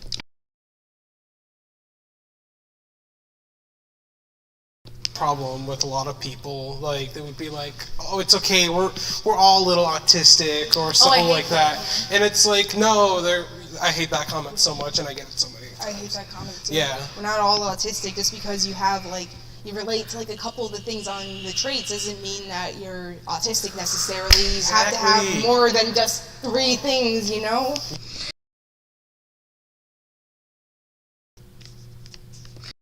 So based. I wasn't sure if I muted myself, but that was so based. Yeah. Then you're just being a person. If you just relate to a few, it's like you're human too. I would rather not have I'd go somewhat agree. Or no, somewhat disagree, actually. Like the lowest level of disagree. Because there's a lot of things I don't like about autism, but there's a lot of things that made me the person I am, and there's a lot of things that made me passionate, and autism is the reason I feel like I'm okay at art. Because I've been obsessed with it my whole life, and I still am. So, like, there's part of me that's like, I don't want the sensory overload. I don't want the anxiety. I don't want the difficulty with social interaction. But without autism, I wouldn't be the person I am. 3, 2, 1, go. I strongly disagree because if I didn't have autism, I wouldn't be the same exact person. Part of my identity. Would I really be the same person if I didn't have autism? But what is tree man syndrome? I don't know what that is. I think you misunderstood an acronym I said. I don't know what tree man syndrome is. So, whatever it is, I don't have it, and I think it's something that has a similar acronym to something I have, because I don't know what that is, so as such, I don't have it. I think I have to stick with just somewhat, because I haven't actually been diagnosed with autism, so. Another thing is that the issues and the struggles that like I have with being somebody with autism is like that I encounter day to day mostly have to do with the fact that I'm living in a neurotypical world, not that I have autism, if that makes sense. So I would much rather live in a world that's more aware of autism or a less. Yes, I agree. That's exactly what I was getting at. Wait, what is oh, wait. Not part of the... Are you talking to me? I don't know what tree man syndrome is. Is it something in the video that I missed? Because I don't know what tree man syndrome... I'm going to look this up, because if you're talking about me, I don't have that, because I don't know what it is.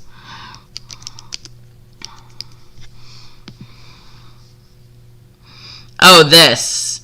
Yeah, no, I don't have that. You saw my hands earlier. I have no clue what that is. Yeah, no, I don't have that. I have never heard of that until now. I have borderline autism, anxiety, social anxiety, paranoid PD, PTSD. I think I'm forgetting. Yeah, and then physical things. I have CRPS, which is complex regional pain syndrome / reflex dystrophy. POTS, which is a heart condition, fibromyalgia. I think that's it. Yeah, I don't know what that is. Neurotypical heavy world, that would be what I would rather change, not changing myself, if that makes sense. I may have autism, but that makes me who I am, and I wouldn't change it if I had the choice. Preach, Joe, preach. Yeah, I agree with him. There's difficulties in autism, but it does make me who I am, and I wouldn't change it. He's based, I agree. I feel that. That's why I prefer diagnosis first language, like autistic person, than people with autism, because personally it's like my autism makes up me. It's not just like a part of me. Like my diabetes is a part of me. My pancreas not working doesn't affect the way I act, the way I am, but my autism affects the way I see the world, the way I process, the way I feel things, the way I go about things and socialize. And I personally don't care about diagnosed first language. I get why people prefer it, so like no shade to them. I don't know what their pronouns are. They're giving me non-binary vibes, but they haven't said anything. So, but like no shade to them. I get why people prefer that, but personally, I just think diagnosis first language versus non-diagnosis first language is just being a little picky. Yeah, I saw a picture of the tree man thing when I looked it up. I don't know. I mean, no shade to them. I get why people prefer that, but to me, it just feels like being a little oversensitive. And even though I don't like everything about myself, I don't think that being not autistic would make me love myself suddenly. I think it's just about the fact that I just need to work on accepting myself more in general. So I feel like I'd rather have my autism because it's made me me. Yeah. Yeah, minus the diagnosis first language thing, I agree with them. Like, they're right. Like, there's things about autism that aren't great. and there's things that would be easier, but that's because we live in a world that doesn't accommodate us. The same way that where I live, there's no wheelchair ramps. There's no, like, there's a lot of it, where I live is extremely inaccessible, but that's just as inaccessible as the school system that I grew up in, minus the high school I went to. Like, the public schools I went to before I went to private school were just as inaccessible as the streets are in my wheelchair. I would say personally, like, I'm a person with autism, but I also don't care really how people use it. I remember when they started saying like autistic person versus person with autism, I was Why don't I support xenogenders? Because they are scientifically impossible. There are studies proving that brains are gendered. And by the way, I do support non-binary people. I have a study linked that is studying bi-gender people.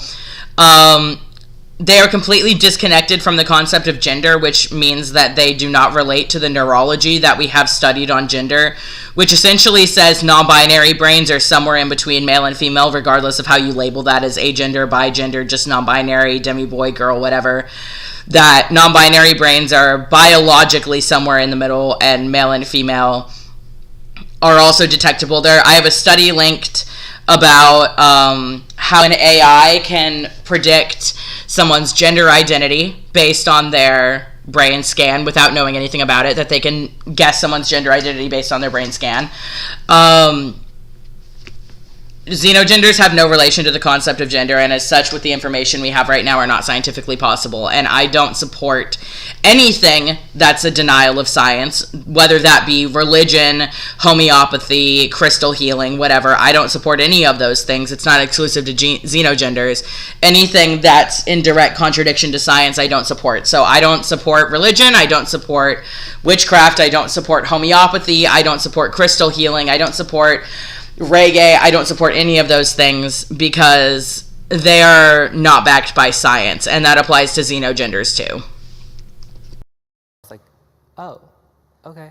I don't care that Yeah, much. It's exactly. just if I I don't had care to either. pick, Yeah. like you call me either, but if I had to pick personally, like if I'm gonna refer to myself, I'm gonna say autistic person, but you can say either or and I won't give a crap. Because to me, I see it as like a neurotypical community being like, oh, we just need to be as nice as we possibly can. And it's just, I don't know. I feel like I've never heard an autistic person freak out about it, really. I always hear neurotypical people freaking out about it. I feel connected to other people on the spectrum.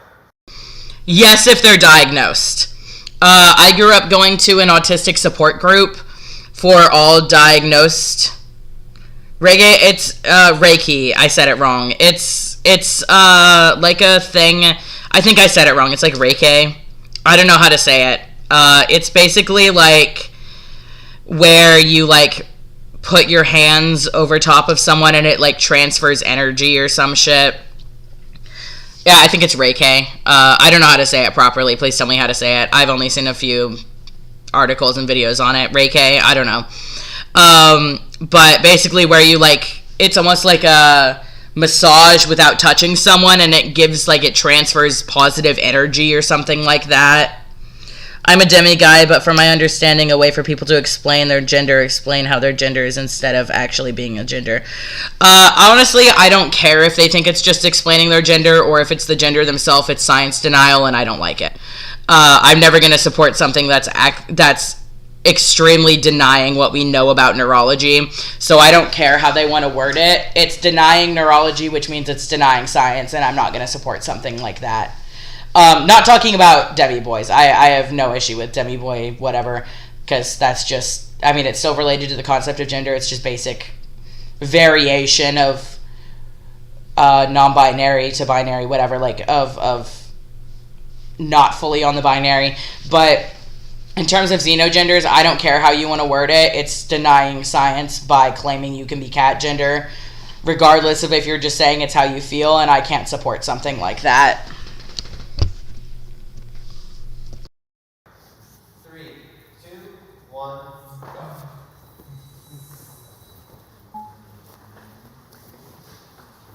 Let's go in here. Well, like, I kind of agree because some people have the same exact things that I go through, but then also somewhat disagree because people, there's like higher functioning and lower functioning, so it's kind of hard to connect to people that are like... I'm ready for someone to yell about her about the functioning labels, even though I think they're no big deal. I don't know how to say that. Yeah. I get that. Yeah. Because they're so different. I guess it could be, I guess, harder to connect in some degree. But most people don't consider gender fluid a xenogender. No, personally, I have mixed feelings on gender fluid. I used to be against it, but I'm in the process of reading an article about it that's extremely long. By article, I mean scientific journal, not like news article. So I have mixed feelings on it, and I'm withholding my opinion now until I finish reading that. Personally, at the moment, I think gender fluid is gender dysphoria being inconsistent in a non-binary person. So personally, I'm still against it, but I may finish this study and change my mind. But no, it's not a xenogender. We may not all go through the same exact things, but as a label, like autism, I think we can all like connect to that, and that's how I feel like with the label, with that label, I feel like there's a good sense of community there. I do agree. It's like all the...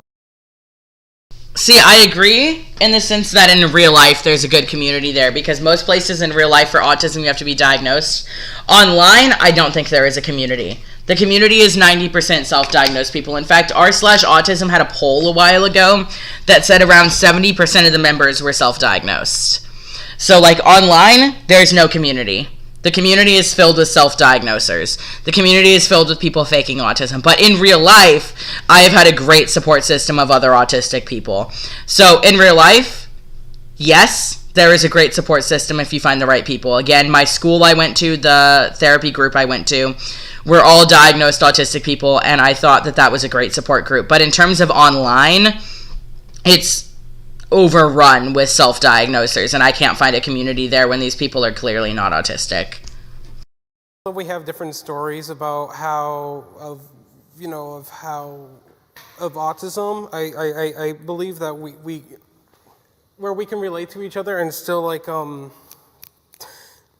have different perspectives. Yeah, exactly. Because it's like, I feel like, and especially right now, it's like we spread apart because, we're scared to say that we're autistic. But I believe that we need to start to group together and start to educate people and, I've noticed a rise in communities online Yeah. for autism. I have no issue with otherkin because I consider it just relating to something. I do not support Therians. Therian implies a spiritual aspect, and I do not support spiritualism. I'm not going to bully someone for being a Therian. I'm just not going to interact with them. But otherkin, at least in my experience, tends to just be, I relate to this creature or character. So if you're just relating to them, that's fine. If you're a Therian in terms of believing you were this animal in a past life or whatever, I don't support that because the same reason I don't support reincarnation or religion or spirituality. So otherkin, for example, I kin Toko from Danganronpa.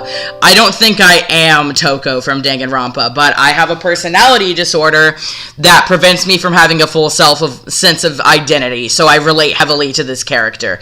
I don't think I am her. I don't think I was her in a past life. I don't think I was her in an alternate universe. I just heavily relate to this character to where my identity is very heavily based on it. But if you believe, like Therians, that you were something in a past life or have some spiritual connection to an animal, I don't support it. Same reason I can't support anything spiritual. So I wouldn't put otherkin / Therian, I would put otherkin and Therian because, yeah, if you relate to a character heavily to where you identify as / with them, I have no issue because it's a coping mechanism. But if you think that you have any spiritual connection to that animal, then no. So, I relate to this and it's a coping mechanism. Vibes, same. If you think it has any spiritual or supernatural connection, no. Past life, yeah, I've seen it. It's a whack thing. Yeah, but if it has anything to do with spirituality or alternative lives or alternate universes or whatever, no. But if it's just, I relate to this character and I'm using it as a coping mechanism, that's totally fine. My issue comes whenever you claim you were that character or animal at any point, because there's no proof of that and you're lying to yourself. The same way I don't believe in religion or witchcraft or spirituality. It applies to that too. Neurodiversity and stuff. Yeah. When I first found out, it was like great to like deep dive into the internet and get all these autistic perspectives, and I connected with that online. But then when I went in real life and I started to meet people or started to talk to people more, I felt just kind of isolated again, and I felt kind of like that same thing. I think that's the opposite for me, because I'm actually she's diagnosed, but like I'm diagnosed and I relate to the people in real life more because they actually have autism. And when I go online, I don't relate to anyone because they're lying. I think it's just the same thing. If I'm in a group of neurotypical people, if I'm in a group of autistic people, I'm just going to still kind of feel alienated. And so I just kind of stopped trying after a while. It helps when you don't have to explain yourself to others and you can just relax and hang out without any judgment. Honestly. Yeah, I agree. That's why I don't generally announce I'm autistic to people unless they tell me they're autistic first. Like, one of my best friends, Lotus, is autistic, and they told me first because we met in the psych ward, and I was comfortable telling them I'm autistic, but I probably wouldn't have otherwise. And they told me because it was relevant to the conversation we were having, and they told me the same thing. They don't tell people they're autistic unless it's relevant to the conversation, and it was there, and then I went, oh, hey, me too, and now, probably not because of that, but now we're, like, best friends, which makes me remember that they texted me, and I should probably answer them. All right, Joe. Thank you, Joe. All right, guys, that's a wrap. Woo!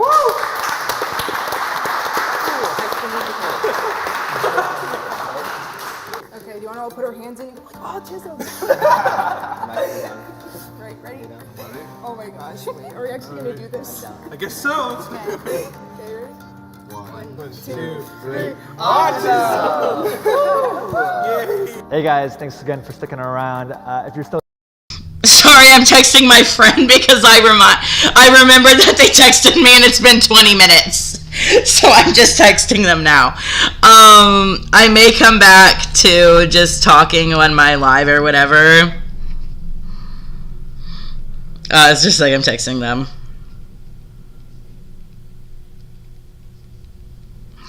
Okay, I just remembered that I didn't text them back because my phone was on mute. I'm turning my phone off mute. Because they texted me like 20 minutes ago and I forgot to respond. But yeah, I just fucking hate self-diagnosis. Okay, I'm going to do this one. I was going to do this one a while ago, but I didn't. It's Do All Native Americans Think the Same? For reference, I'm Cherokee Nation. My mom is full Native and grew up on the Cherokee Nation reservation in Oklahoma. My dad is a quarter Native, and my grandma on his side is the one that's half Native. He didn't really grow up with any Native stuff. He's basically white, so... I've told people that I'm Native American. They're like, what is that? What does that mean? It means I'm like, I'm indigenous. I'm from here. Like, I'm here.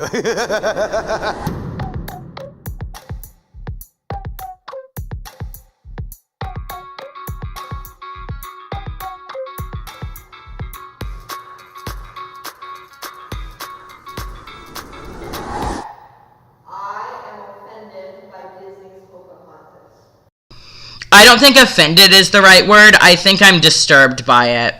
Because if you know the true story of Pocahontas, it's disgustingly whitewashed. 3, 2,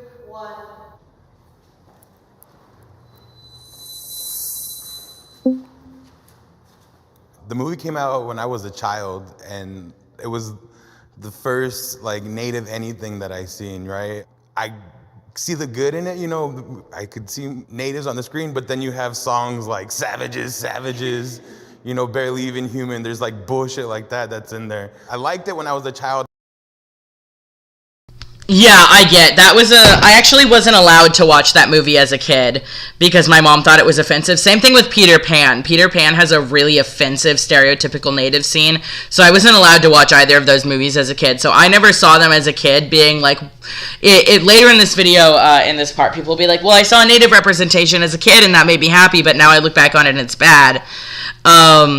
And, like, for me, I was never allowed to watch those movies as a kid because my mom thought they were offensive. So, like, as someone who never watched them as a kid, I just look back on them and go, yikes, bro. Especially now knowing the story of Pocahontas, it just rubs me the wrong way. I wouldn't say it offends me, but it makes me, like, really uncomfortable knowing that, like, even within my life, I've had family members who have been persecuted because of their native status. And it's like, I look pretty white. I mean, I look white mixed, whatever, but, like, I had family members who died because the government doesn't care about Native people. So, like, for me, I'm like, you know, I know it was, like, I don't know, that movie came out in, like, the 80s or the 90s, but, like, still. But as an adult, I don't, nah. Yeah, I mean, like, some of those songs are bangers, right? Like, Colors of the Wind, like, you can listen to that all day. I mean, maybe not that one. That one's definitely offensive. I would jump over there for that. It's tough because, like, it gave us a place to, like, have something to speak against or to say anything about. So, like, do I need to be mad about it, that it actually gave us, like, some sort of on-screen, even though it's a cartoon? I don't know. I think it's great that we... I get that. I definitely get, I mean, I look pretty white. I look less white than him, but more white than most of the people here, kind of in between them. But, like, I definitely, if I had watched Pocahontas as a kid, I would have been happy to see other Native people on screen and people that looked like me and my family, right? But, like,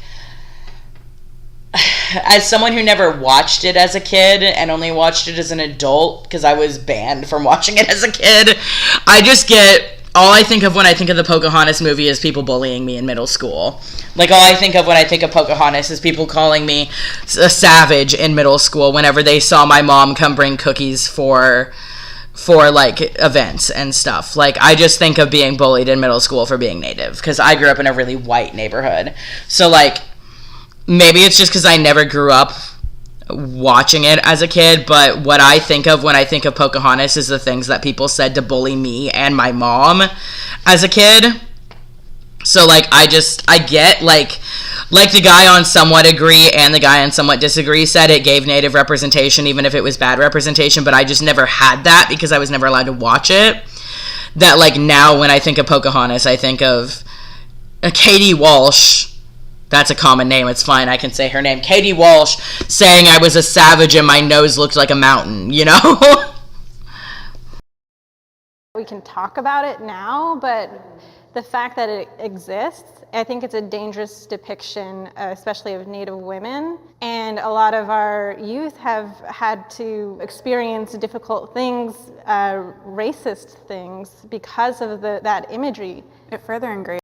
Yeah, no, she's so right. I mean, like I just said, I was bullied into the ground, called a savage and Pocahontas and shit in middle school, growing up in my white Christian suburb, where my mom was the only person of color, basically, in the entire school. And I mean, like I said, I look pretty white. My facial structure, I guess, looks pretty Native. But at the time, the main reason I look pretty white is because I don't fucking go outside. Whenever I was a kid, I was a lot, I guess, darker, and I still have, like, I guess that stereotypical Native facial structure. And I got called all this shit, and then whenever my mom went and brought shit for Valentine's Day, I got even more bullied because my mom is not white passing at all. Like, I could get away with being white if I wear some makeup and shit, right? But, like, my mom can't. And my mom has been, like, spoken to in different languages thinking she's not white and shit, and, like, told all this shit. So it's like, yeah, I mean, even as someone who's not entirely not white passing, I still got shit for it. I still got called, like, things based on Pocahontas that I got bullied with. And it's like, if I, as someone who's semi-white passing, who's, like, kind of racially ambiguous, gets bullied, it's like, this movie should not have done what it did. 'Cause, I mean, again, as someone who's not even fully looking Native, I still got bullied for being Native. I mean, like, I'm self-conscious about my nose to this day at almost 22 because of how much I got bullied for it. I feel like my nose, literally, someone said my nose looked like a mountain. Those stereotypes that somehow Native women all dressed like that sexy, like way back then. And like my opinion of Pocahontas has evolved over time. I would say 6-year-old me would say strongly disagree, because I saw a Native woman and it was a happy romanticized, story of Pocahontas. But as I've grown up, I've done more research on her story and what's happened to her. Yeah, I mean, like I said, my mom is full Native. I'm about 75% Native. My mom is full Native. She is not white passing at all, and I acknowledge I have that luxury of maybe I don't look fully white, but I look white enough that I'm not going to get pulled over, My mom didn't have that luxury, and that's probably why she didn't let us watch that movie or Peter Pan.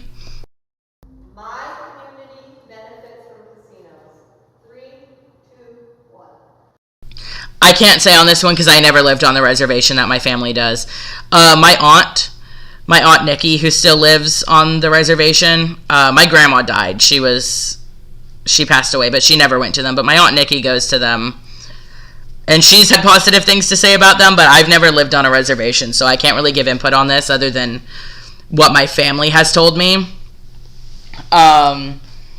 So according to my aunt Nikki, I guess so. But that's with one grain of salt. My Aunt Nikki also has a severely... I'm looking for my phone so that I can check the view count. I can't find it. My Aunt Nikki, who has a severely disabled daughter, much more disabled than me, like she's nonverbal, bedbound, needs like an electric wheelchair and shit. Like, oh my god, where the fuck is my phone? So I can't really say in terms of me experiencing it because I never lived there. But that being said, the money that goes to casinos doesn't really go to the tribe in terms of taxes. Yes, it benefits the people who own the casino. That's not okay. People should not be bullied regardless, especially if yeah, for real. It was ridiculous.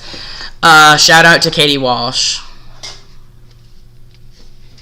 Wait, just like I got a text.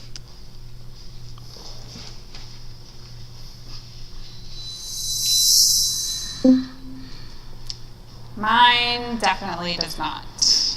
There's no good advertising because they don't have the funding or enough funding to advertise it and market it really well. So every time I'm there to get my favorite chicken fingers and mashed potatoes, their own customer base is their own people, and so they're not really bringing in revenue from tourism or anything like that, or just people driving down I-90. Yeah, I mean.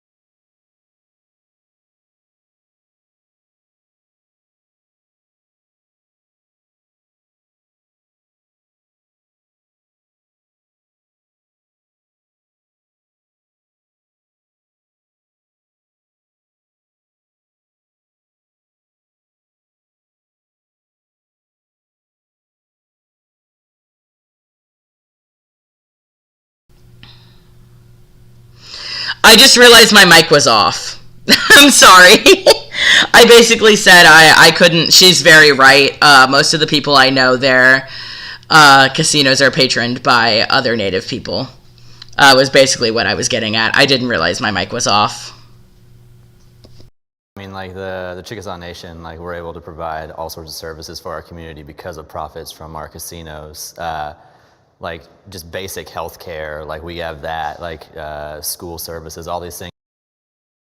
I I definitely can't say we have basic health care because my grandma passed away because of lack of health care in the Cherokee Nation, which sucks ass because we're one of the biggest native tribes in the country, and we still... My grandma had Parkinson's, and my dad has money, and she was, whenever it was more mild, was too scared to ask for help from my family because of my dad. And by the time that she was able to ask for help, it was too late, and she passed away. And she had very mild dementia too. So like, I know that as much as Cherokee Nation is one of the biggest native tribes in the country, we definitely don't. That's saying something that one of the more prominent tribes would let my grandma die because we didn't... I mean, like, I've been shopping on there. There's, like, ketchup for $10. We had a family reunion at her house, and me and my mom went shopping to go help buy... It was like a barbecue to go buy stuff, and we spent $10 on ketchup. Like, it's fucking ridiculous. And this is, like, in one of the bigger, more supported Native communities. I can't imagine being in, like, a smaller community that I've never heard of, too. Like, this is, like, a community that's one of the major Native tribes in the country. Okay, let me check chat. Sorry, I'm very passionate about this.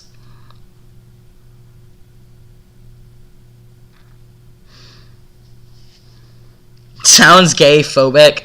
Are they talking about xenogender shit? Things, and it's very...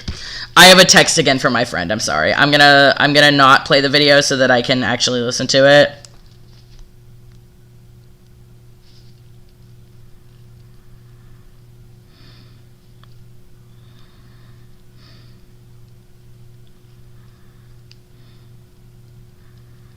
Here, I'm gonna play it actually. Very beneficial to my community.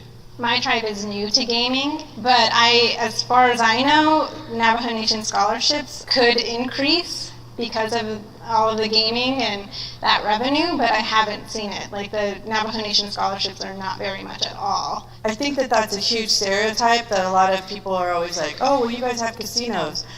Okay, yeah, my tribe has more than one casino, but you don't see me rolling in money and getting monthly cash payments. Like, it's just a stereotype.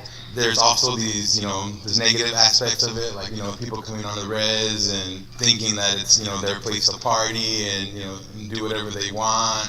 One of my friends on Facebook posted something about our casinos and how they're kind of contributing to the missing, murdered Indigenous women crisis, how that's a lot of women come up missing at these locations. And they're hot spot.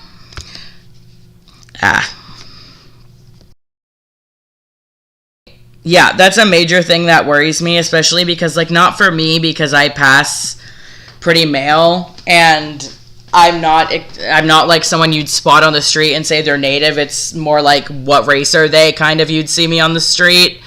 But I'm worried for my mom for that, because my mom looks a lot younger than she is, and she does not white pass at all. And my mom runs trails. She's like a very big runner. And it scares me that someday my mom is going to not come home because she is not white passing, and she does not look like a 57-year-old woman. She looks like she's like 30. And I'm like, every time she texts me and is like, hey, I'm going on a run, I'm like, my mom is going to get kidnapped and she's going to be a statistic. So it's like, yeah, I just like, that scares me to death. And maybe it doesn't scare me for myself, but it scares me for my family because I'm not a woman and I'm semi-white passing, but it's like, it scares me for my family who's not as white passing, and it scares me for my family who's female. For human trafficking. They are. Just to put it in perspective for people that don't know what this issue is, in 2016, 5,712 women were reported missing. And that's only 2016. They deemed this epidemic a genocide, and that there are just thousands and thousands of women going missing and murdered. And so this is something that, we need to find solutions for. The general public is unaware of the trauma in our communities. 3,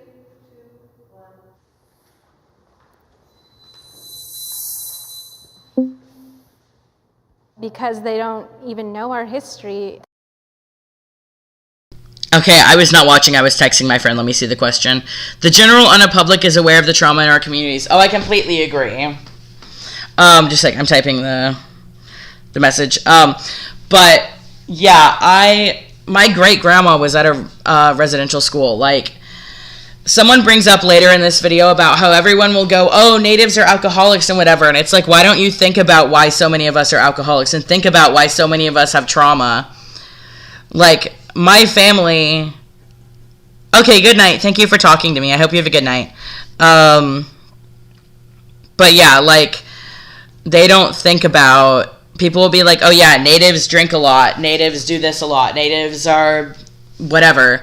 And it's like, think about why there's alcoholism running through my family. Think about that. Think about why that's something that runs in our family. Like, epigenetics are a thing. Think about the fact that my mom was named after my grandma who passed away at a reservation school. My mom's name is Martha. She's named after her own grandma, who's my great-grandma, who passed away at a reservation school. Or not a reservation school, a residential school. Who passed away at a residential school. Sorry, I'm drunk. Who passed away at a residential school. She's named after her grandma, who was essentially kidnapped by white people and forced to be Christian. And died there. And that's who my mom is named after. And people don't care about this shit. Like, no one cares about that. And it's gross. 3, 2,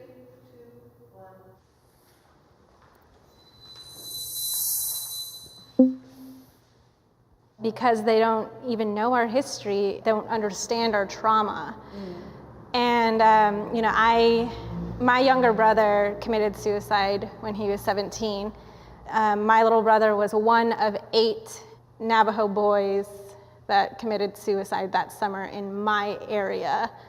I was not close with this person at all. I had only met him once when I was a little kid, but my cousin Dustin committed suicide about 2 years ago. And yeah, late but neopronouns and xenogenders are usually for people who feel... Yeah, it doesn't matter how you feel. What you feel is scientifically inaccurate, and feelings do not equal truth. Sorry. Feelings don't equal truth. If that were the case, every religion would be real despite them contradicting each other. Essential oils would cure cancer. Homeopathy would do something.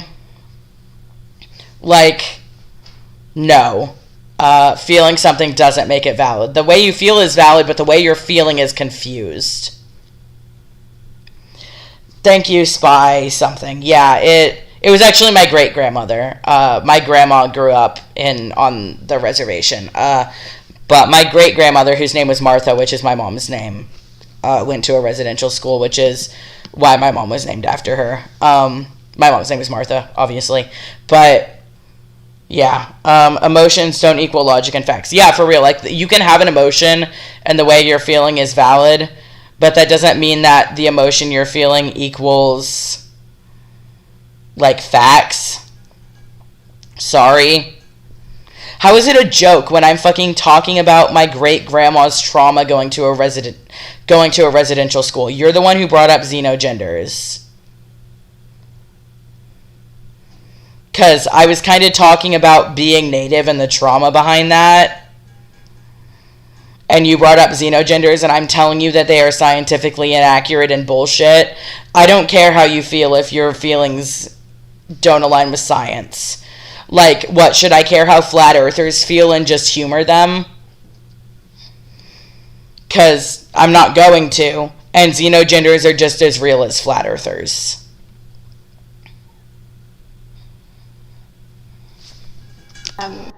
And, you know, when I talk about that, they're like, oh my God, like, what can we do?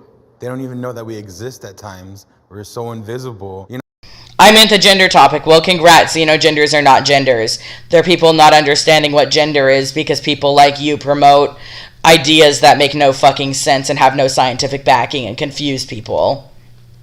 You know, so, like, we have to first show people that we're still fucking here, and then we have to educate them on all the fucking trauma that we've been through, all the, you know, and that's the whole reason that we have, like, the highest... Okay, well, people who say trans and non-binary go against science don't have sources.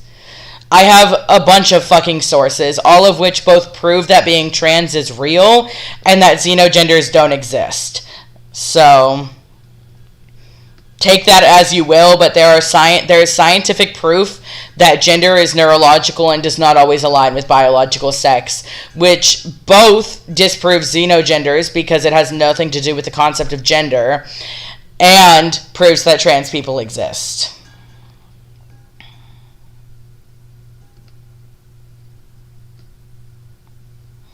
I'm fine with regular xenogenders like Zer, but noun pronouns are a no from me, and I'm never going to use those. If you go by like Zer or AM or whatever, you made up the word so you can determine what it means. But if someone wants to go by like rat self, that's not happening. I'll call you by your username. Because that's just a mockery of what trans people experience, needing their gender to be validated. Because rat self has no correlation to gender, and as such has no correlation to dysphoria. Or incongruence, or whatever you want to call it. Statistics for like suicide, for new cases of HIV and AIDS, for, you know, diabetes, all these different, you know, things because of all these traumas that we've had to go through as people. I don't know if anybody else has gotten this when you're asked, like, what are you? What are you? I was like, oh, I'm Native American. I'm waiting for all those questions to happen.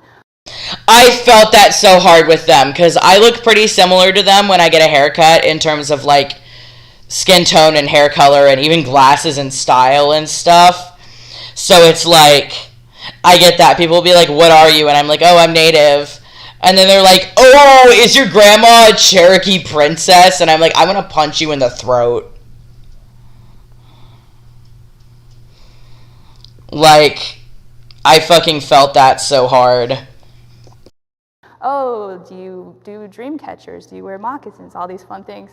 But the one that really pisses me off is, so y'all have drinking problems, right? And I was like, oh, dude. Like, I mean, it kills because you don't know why we have drinking problems, or some have, unfortunately, have that.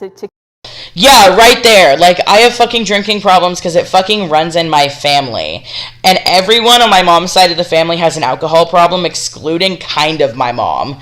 My mom has, like, a high-functioning alcoholic problem. And I have a not-so-high-functioning alcoholic problem. And all my aunts, except one, the one with the disabled daughter, have a drinking problem. Like, think about why we have a drinking problem. Think about the fact that maybe my aunts all have drinking problems because their grandma got sent to a fucking residential school. Think about the fact that my grandma had a drinking problem because her mom got sent to a fucking residential school. Think about the fact that my mom knows like 4 words of Cherokee because my grandma wasn't allowed to learn Cherokee. Like, I fucking swear to God. I don't mind Z's and pronouns. Noun pronouns are 100% not valid. I agree. But, like, yeah, for real. Like, think about the fact where that came from. In my family, it came from residential schools. Because that's what my, not even distant, like, my mom knew them in terms of shit like that. Like, it's fucking ridiculous that, like, my mom never knew her grandma because she went to a residential school. That my grandma's mom went to a residential school. My mom was fucking named after her because she fucking died there. I mean, we don't even know that she died there. She just never came back. She left my grandma with someone who, by the way, was Mormon, so rest in peace to my grandma. My grandma, when she was 6 years old, got sent to go live with a Mormon family because that was the only family they knew. Well, my grandma, as like a fucking teenager, she was like 18, somehow got sent to a residential school. I mean, I guess they weren't just for kids, to be fair, but got sent to a residential school because my grandma had her young, and she never came back. Like, think about why we fucking have drinking problems. Yeah, that's Space Fox. I don't mind really any regular... If you make up a word, you can determine what it means. So if it's a neopronoun and you made up the word, you do you. But if you're taking a pre-existing word, shut the fuck up. To carry. Well, the government made treaties with indigenous people and every single one of them has been broken. That's why for a long time a lot of our communities have been like suffering because of what the government has put us through and relocated us to different parts of Turtle Island away from our original homelands where we were. Personal experience, like when I tell someone I'm Chickasaw and then tell them I'm from Oklahoma, they're like, well, how'd your family get to Oklahoma? It's like, Trail of Tears, dog. That's like I understand.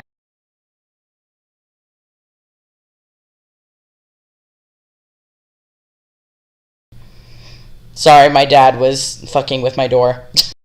And why we don't talk about it, but it's not good that we don't. We gotta find like a place to speak about it, but in a way that doesn't create like guilt for like just an individual, because like that. I don't care about it pronouns. They're real words and they are a pronoun grammatically, so I don't care. Person has not done anything to me. I'm not trying to make them feel guilty. I just think that they need to understand that there was this trauma and there are reasons why our communities are fractured because of this. Blood quantum matters. I would sort of agree. I think blood quantum matters, but it's not the only thing that makes you native. Like, if you say you're 1/24th native, I don't want you here, but I also don't think people who aren't full-blood native should be excluded. I mean, I'm 75% native. I would stand on sort of agree. There's a level at which it matters, but it's not top priority.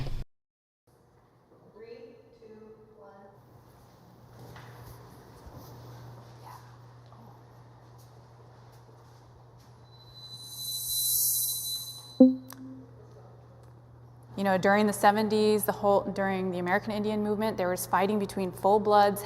Yes, all pronouns are valid, and cat is not a pronoun. So anything that is grammatically correct as a pronoun, even if you made up the word, is valid.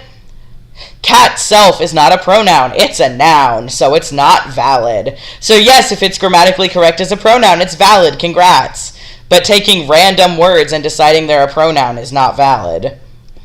Half, and that created this divide of, who's more of the superior native, who's more of the full blood. If you can prove that you are native, whether you're 1/16th, but you can prove it, I'm totally for that. I feel like blood quantum creates a divide, and it's further, separating us from our culture and from who we are. Another thing we have to look at too is for folks who are multiple tribes. We live in an urban environment. I know people who are like 5 or 6 tribes. They're not eligible for enrollment in any one. They're full-blood native. They're from all these different tribes, but they can't enroll in one because they're not enough of that one particular tribe. They still have all these connections to the community. They have all these ties. They do all these, but they're not enrolled. They don't have that connection on paper. We can't help that we're mixed blood because of our histories and what happened to us. Our ancestors were raped, they were taken from their tribes. So we have a lot of Native people coming back today who want to be part of the community, and we should be accepting of that, and blood quantum shouldn't matter, that's who they are. I definitely stand by what they said in terms of, especially her, that it's not our fault that colonizers were aggressive, but I do think there's a level at which blood quantum matters. Like, you have to have, personally to me, I think you should be at least a sixth native. I would argue maybe a 4th, but a 6th at least, because there's a level at which you're no longer native, you're just white, and like, I don't know. I agree, but I think there's a point at which it needs to be having a line drawn. You love cat self. Well, I'm sorry for your brain cells and wherever they went. Well, for myself, I'm full-blood Tohono O'odham, but I know that there are a lot of, there are people that can say that they are Native and they're not, and that can be very hurtful to people that need to get the same benefits in college. That's fair enough. I feel bad for calling you gay loser, but that's your username. That's fair enough. It's fine to disagree as long as you're respectful, but I don't feel like Shiny Arcs is being very respectful. I feel like they're being obnoxious, and as such, I'm being obnoxious back. Based, Abby. I was looking, I got a list of all the people that were Native in my college, and I went and I found everybody, and this one girl was like, oh yeah, I just said that. Sorry your brain cells went on vacation, Shiny Arcs. So I could get in. Because the school didn't ask for any, they're just like, oh, if you're Native, check this box. So for me, I say that, yeah, that I somewhat agree that it does matter. She's definitely right. I actually, when I applied to college, I checked the little I'm Native box and didn't have to prove anything. And I mean, I have a tribal registration card. I have literal proof of blood quantum and stuff, and they didn't ask for anything, and that made me kind of concerned because I expected them to ask. In fact, to the point where I dug out my registration card, and they didn't. And now whenever I applied to medical school, I didn't check the Native box because I didn't want to deal with that frustration again. But they're very right. Like, so many people do that. Balls person, I put you in timeout because you're spamming, and I'm going to do it again.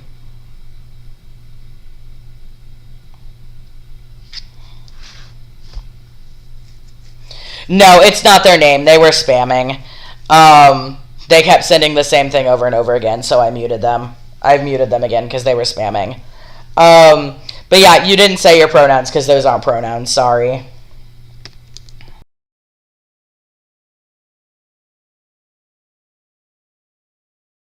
I mean, I see the benefits too, because sometimes when you have to apply to something, like scholarships or certain things, they do want accurate records. Yeah, but like how much is enough blood? Because like I think if we're going to say that blood quantums are important, then how much is enough to be a Native person? It's hard like when people want you to prove that you're Native all the time. I am very mixed with like so many different races, but like the one I grew up knowing about and the one that I identified with was Chickasaw because that was the dominant one in my household and that was like what we did.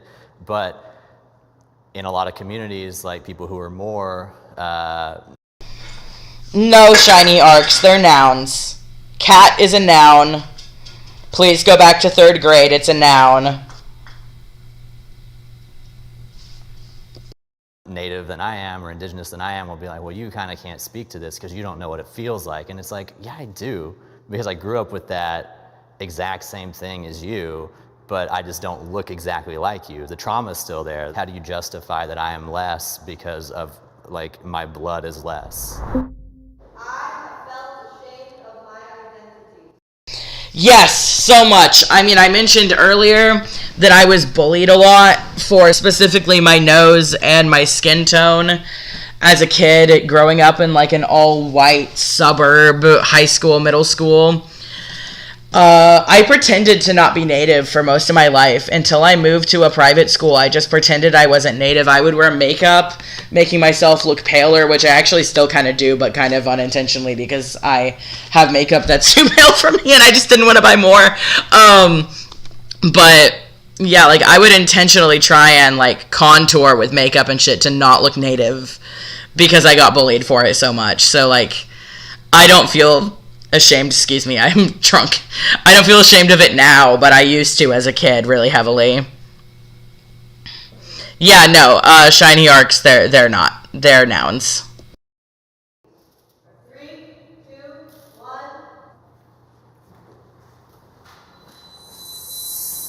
1. I was adopted, and so I feel like I'm somewhat agree because growing up, I didn't know my identity. I grew up in a predominantly Caucasian neighborhood, and I stood out because I'm dark skinned and dark hair, and people would be like, what are you? There was a disconnect. But as an adult, I don't feel that way at all. Like every day, I'm very proud, I'm very excited, and I'm happy to tell people that I'm Tono'atam. I mean, I didn't feel ashamed until I was 9, growing up on the reservation in lower rural South Dakota and surrounded by my family and culture, and we were just so close, and that's what, our tribal communities bring to us. But then my dad got a job out in Maine, the most rural place you could go. Yeah, no, you need to go back to 3rd grade and learn that cat is a noun, sorry.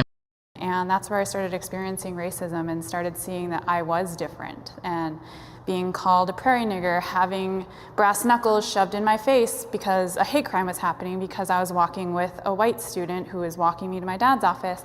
For a long time, I really hated who I was. I was embarrassed to be brown. Now I fucking own it.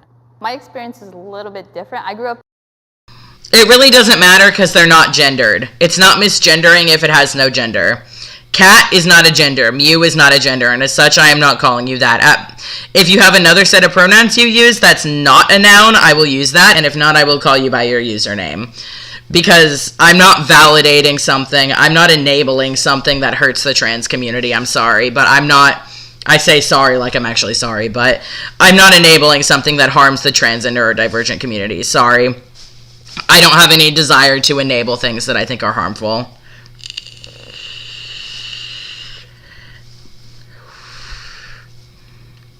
But yeah, that's not happening. I will not call anyone cat self, ever. Sorry, that's not how language works, and you're literally just making a mockery out of what trans people go through who aren't xenogenders. I'm putting on my suit because I'm going to argue with you. Honestly, I'll come back to the video later, but I don't just want to show this. But yeah, I'm not going to validate something that I think is harming the trans community. You're making a joke out of what we go through. I'm trans, bro. I'm autistic. Good for you. Your pronouns are not valid. Are you trans as in anything other than a xenogender? Because if you're a xenogender, I don't care if you think you're trans. Are you diagnosed autistic too?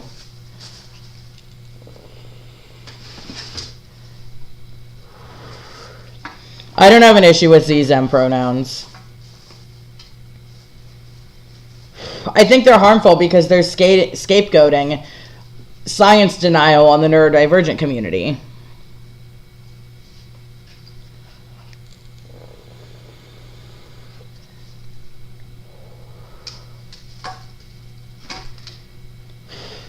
But yeah, if you're self-diagnosed, I don't care. And if you identify as a xenogender, I don't care. And if you don't with either of those, I think you're just confused. I mean, you can go by it, but don't expect anyone to use it. I'm non-binary and diagnosed. Good for you. Your pronouns are still invalid.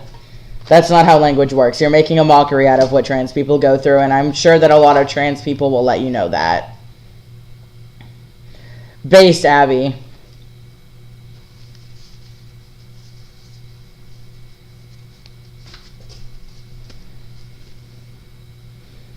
Are you diagnosed? I'm going to scream. Yeah, you kind of got to be diagnosed to say you're autistic. I'm not going to validate someone pretending they're autistic. Sorry.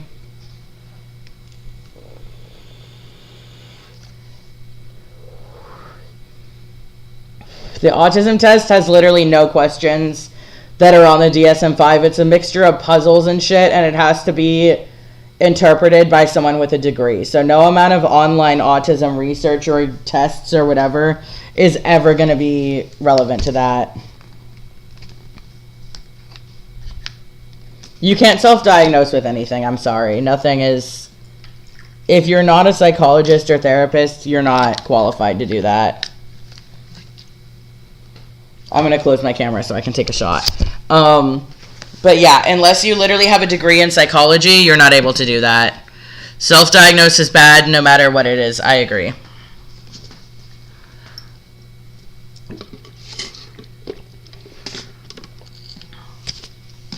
Okay, I mean, I'm glad you're not self-diagnosing at least. But it still doesn't make cat self a noun.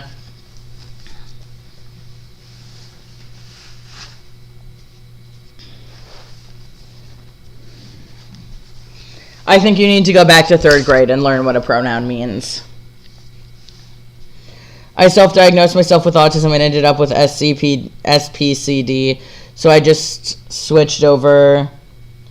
2 contradictions overlap a lot. I don't know what that disorder is, or if you're trying to imply that self-diagnosis is valid, but if anything, it's proof it's not valid.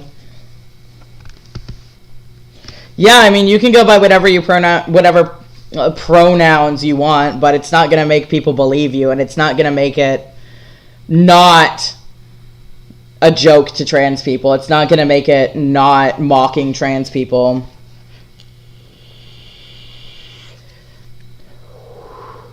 Bro, cat is a noun. You can't just change the meaning of a word because you feel like it. Pronouns are there to indicate gender, not make you feel the way that you feel. Pronouns aren't there to make you comfortable. They're there to indicate gender. If they weren't, then misgendering wouldn't matter.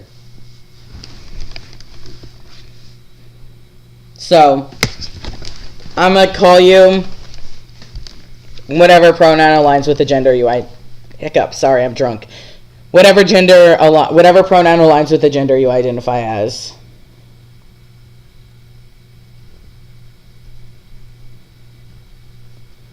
The evidence is me. Yeah, that's not evidence. Anecdotal evidence is bullshit. In science, that has no value. So I don't care if you saying, ooh, woo, I feel a certain way, that means that it's real. Yeah, I don't care. There's no scientific evidence. Gender doesn't equal pronouns. Nope, you're wrong. That's the whole point of gendered pronouns.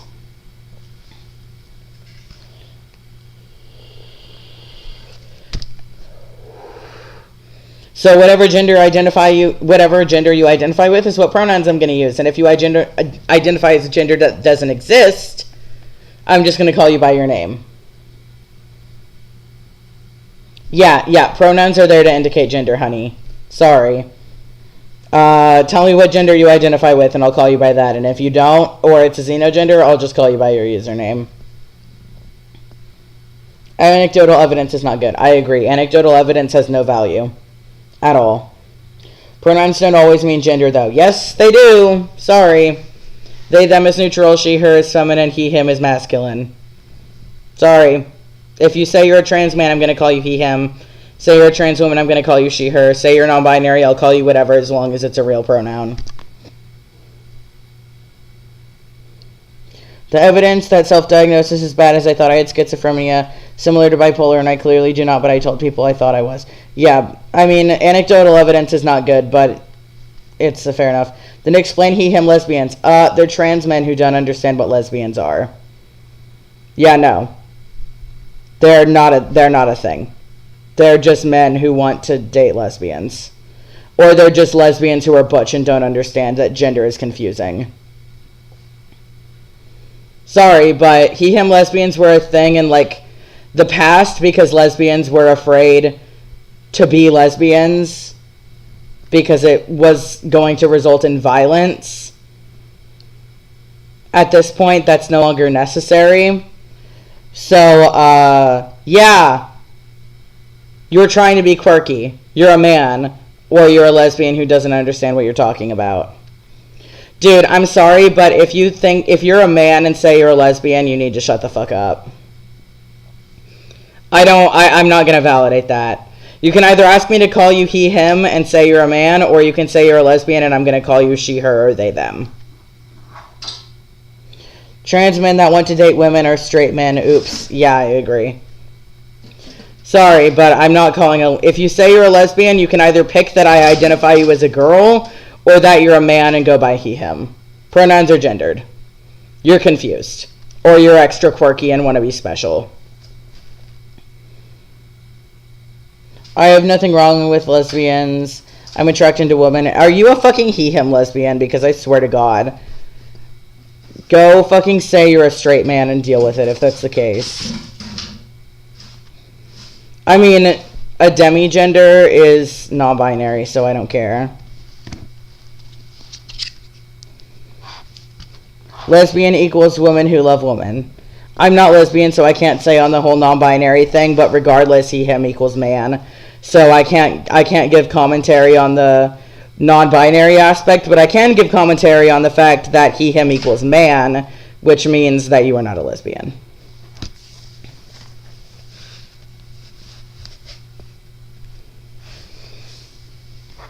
So, no opinion on the non-binary thing. Strong opinion on the fact that you can't be a man and a lesbian.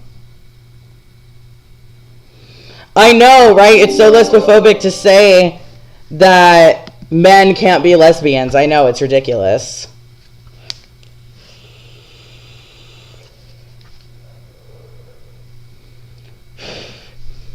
Sorry, pronouns are gendered. If you're more comfortable with he, him, you're a man. Or at least non-binary. And I'm not validating that. I'm not going to pretend that that's a real thing. Apparently trans men aren't man now. LMAO, you're just a trans man that dates women, but still technically a lesbian. Yeah, basically. It's either saying that trans men aren't real men, or that lesbians should be allowed, or that lesbians can date men. So, which one is it?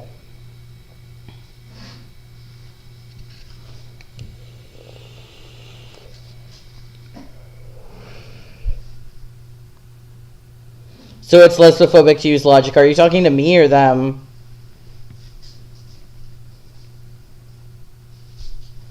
Alrighty, well have a good night, 4Kane. Have fun assuming that lesbians can be men, I guess.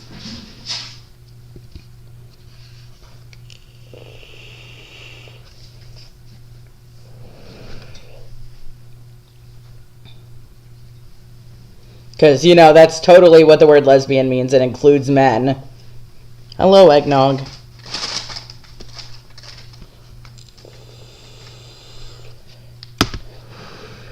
Breaking news. Men can be lesbians. Fun fact. Oh, fuck my phone. Sorry, I'm checking if my friend texted me. Okay, they haven't replied. But yeah, no, you can't be a man and a lesbian, and by using he, him, and being more comfortable with he, him, you're a man. So, sorry. Sucks to be you. Sucks to suck. Y'all show no evidence besides, oh, but I feel that way, so it ain't even mad. Yeah, I agree. Like, feeling a certain way doesn't make you valid. Sorry. Yeah, no, pronouns are tied to gender. Sorry. So the whole point of lesbians is to not include men. Yeah. I mean, whether you want to say it's women attracted to women or non-men to non-men, regardless, it's still not men. But yeah, no, pronouns are gendered. Sorry. If pronouns weren't gendered, I could call you whatever the fuck I want. I could call you whatever I want if pronouns aren't gendered. And I fucking will if you don't think that.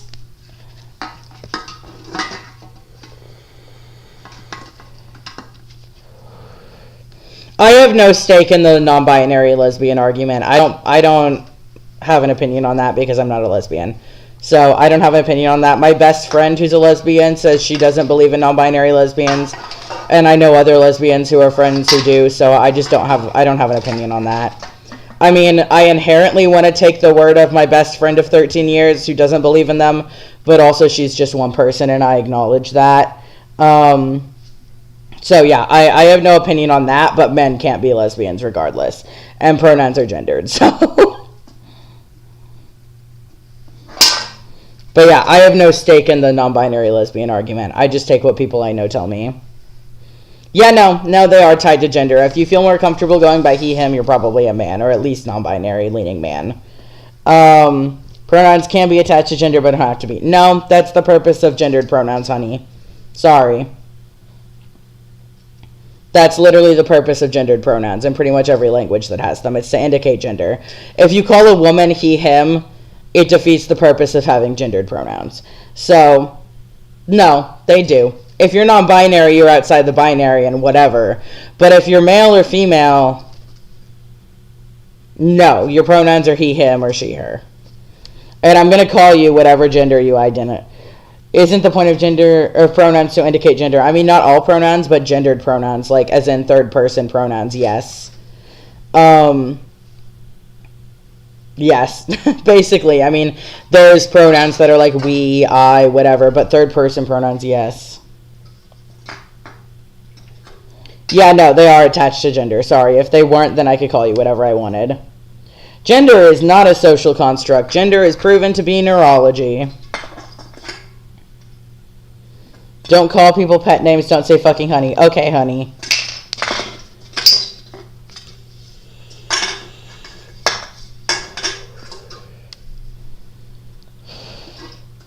I feel like non-binary pronouns are most defined by gender, they, them. I mean, most non-binary people go by they, them, but considering non-binary is such a wide spectrum, I don't really, I mean, there are some non-binary people who lean heavily masc or femme or whatever, and there's such a wide category of non-binary that I'm not really going to leave a comment on that. I mean, like, for example, like agender, I could say they, them would make sense, but there's such a wide spectrum of non-binary that I'm not going to leave a comment on that. But if you identify as a demigender or a binary gender, gendered pronouns are they, them.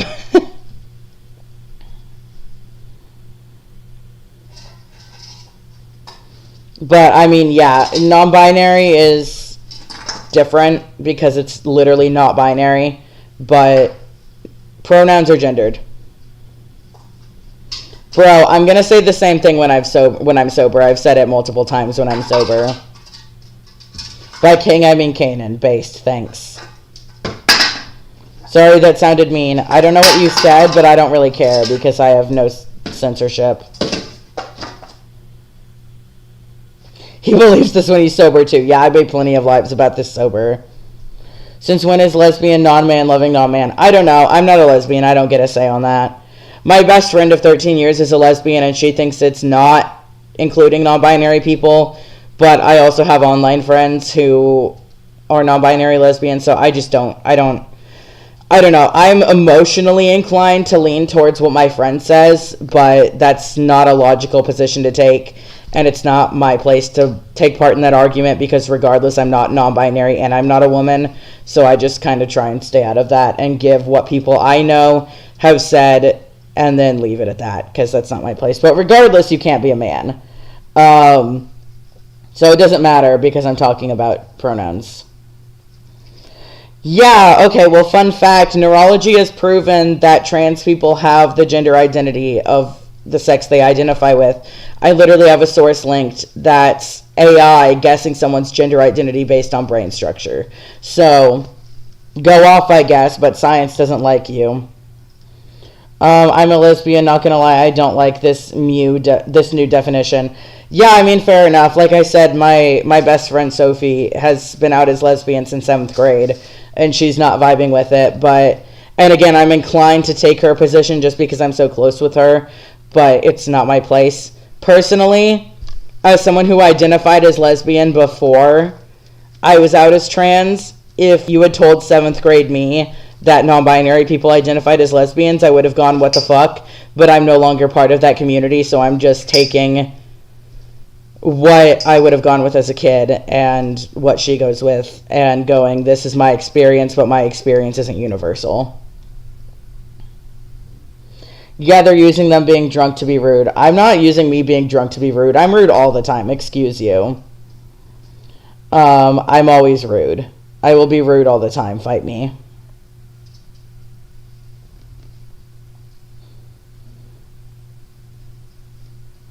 Yeah, no, they said maybe take a step back and be sober, or sober up or something. I don't care. I'm an alcoholic. I'm not going to sober up. Speaking of sobering up, I'm going to take another shot.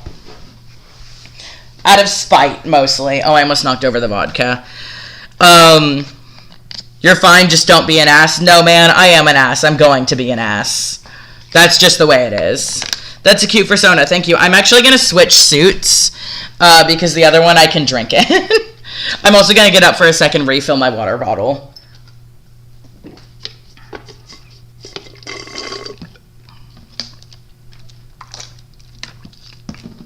Because it's almost empty.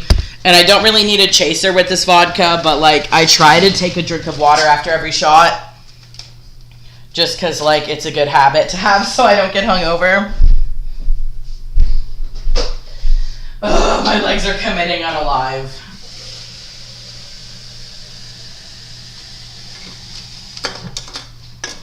Bro, my chronic pain has been so fucking bad. I got up just, like, expecting to vibe. And then my back was like, let's commit unalive. And my legs were like, let's commit unalive. And I'm just like, oh my god, lid, go back on the cup. I swear to god. Okay. I'm just like, not vibing. Okay, give me a sec to get the other suit. I haven't been able to see the chat. I got up. Because this suit has a bigger mouth. so I can take shots in it.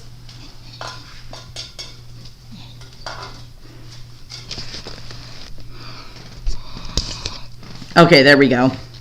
I can't see the chat as easily, but we're gonna try, because this one has worse vision than the other one. Alrighty, we'll have a good night, Space Fox.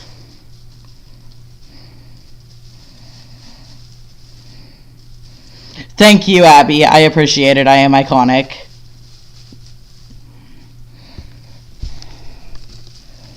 I'm gonna play music in the background. It feels too quiet. Alexa, play a... Wait, never mind. I'm gonna play music from my phone because I don't have Spotify anymore and she hates me. Never mind, I'm dumb. What did you say? You're so unapologetically yourself, and that's awesome. Thank you, I appreciate it. I just have no censorship. I have no filter. I'm a bitch, but I take pride in it.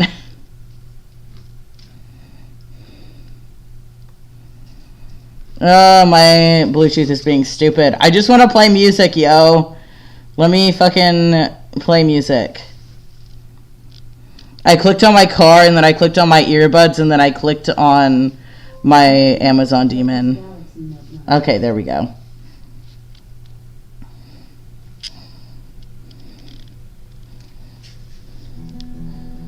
Okay, there we go. We got it. We're vibing. Thank you, I appreciate it. I am struggling to read the chat. It's much more hard to read in here. Also, I think it's because my laptop is almost dead and the battery went down while I was up. Where's the cord? I just realized the brightness went down because my battery is almost dead.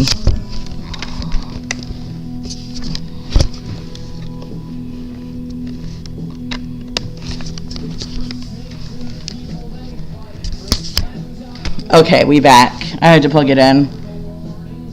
Paw sound? What paw? I don't have clicky noises on my paws, sadly. They have plushy claws. Oh my god, you're at work. I'm just like so over xenogender kids. You know, it seems like they left, so I may actually go back to commentary shit. But if they come back, I'll do suit again. Cause I want more tofu, but I hate it all. It was only half a block of tofu, to be fair.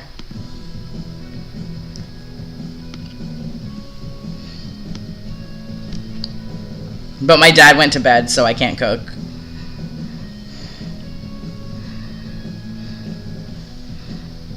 Oh yeah, I don't use Twitter. I got banned for telling a zoophile to unalive herself.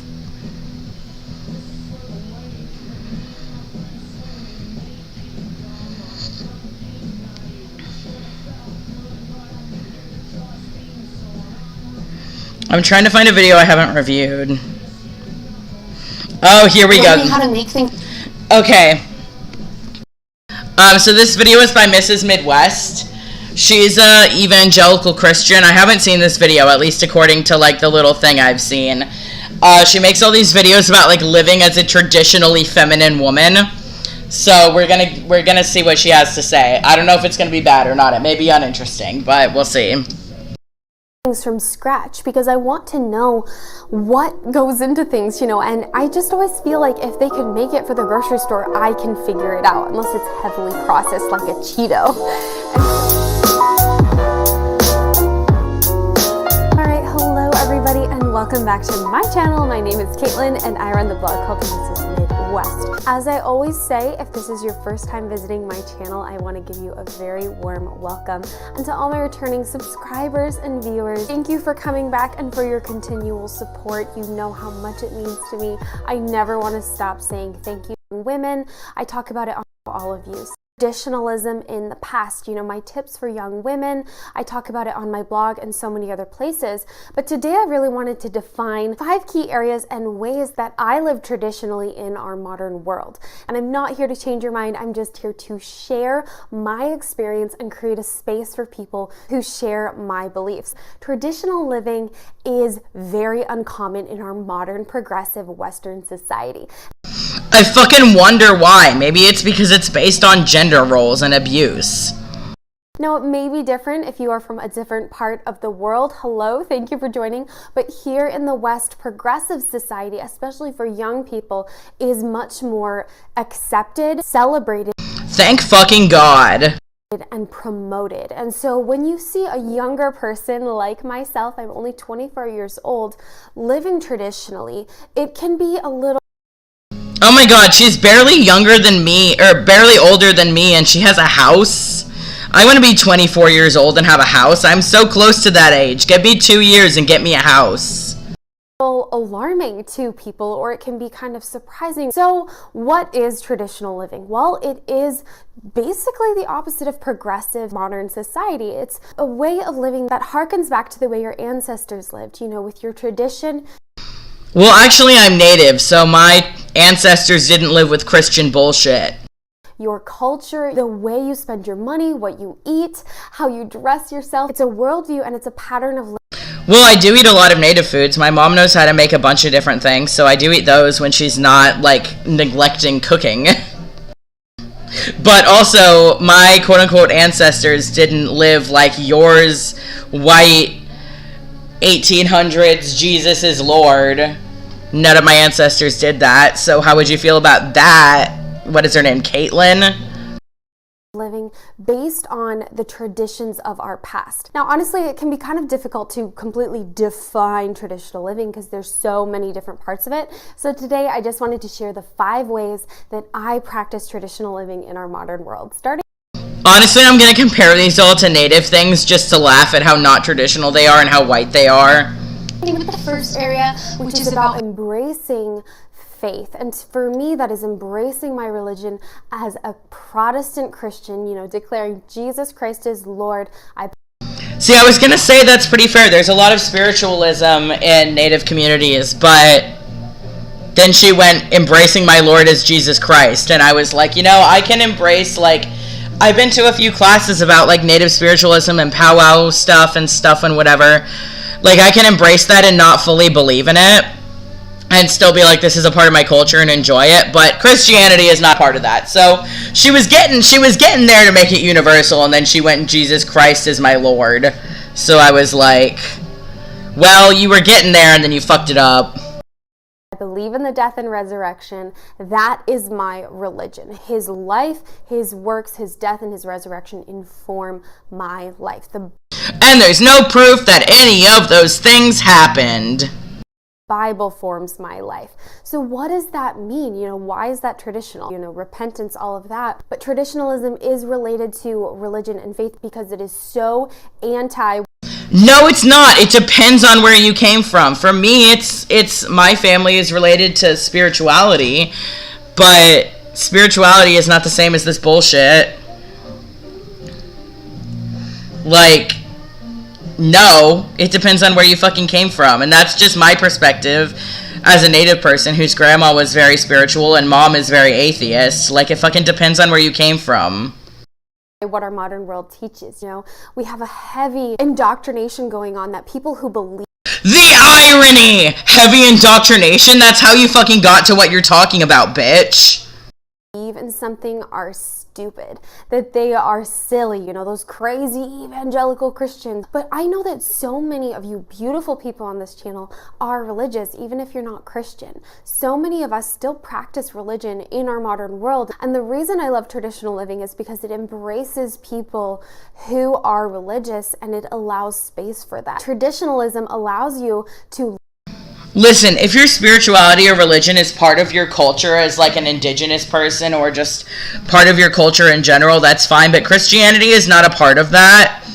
I could say that with Judaism, but Christianity was never a part of anyone's culture. Like, your culture is not Christianity. I could say that with Judaism, I could say that with even Islam, but like Christianity is so spread out and diverse and so made up. I mean, maybe if you live in fucking Italy, I guess, but as an American evangelical, no. I could say maybe if you're like a Roman Catholic living in Italy, maybe, but for the most part, no. Like, if it's a part of your culture, like, again, like, my family is spiritual because my family is Native, and that's fine. And there's people who are, like, African Americans who follow, like, spiritual stuff from their ancestors or whatever who came here. Or there's people who live in Japan who are, like, Sikh or whatever, and, like, that's fine. But, like, if that's a cultural practice, whether or not you believe in the deity of it or not, it's predominantly a cultural practice, and Christianity does not apply to that.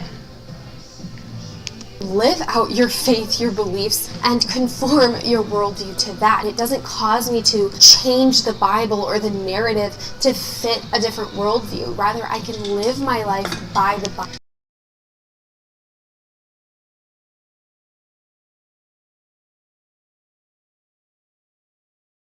Bible.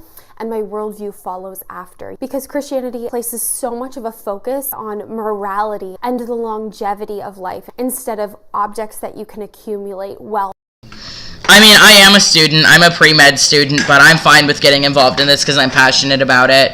If I graduate and someone won't hire me because of it, I don't want to work for that company. Christianity does have certain pieces of history, but there isn't a full culture behind it. I was raised in a Christian household, not. Yeah, I mean, I agree. It's part of it. It does have, obviously, it has a lot of history. I've read the whole Bible and I've studied it a lot, but that's part of why I don't think Christianity has the kind of cultural impact. Sorry, the bunny is being loud.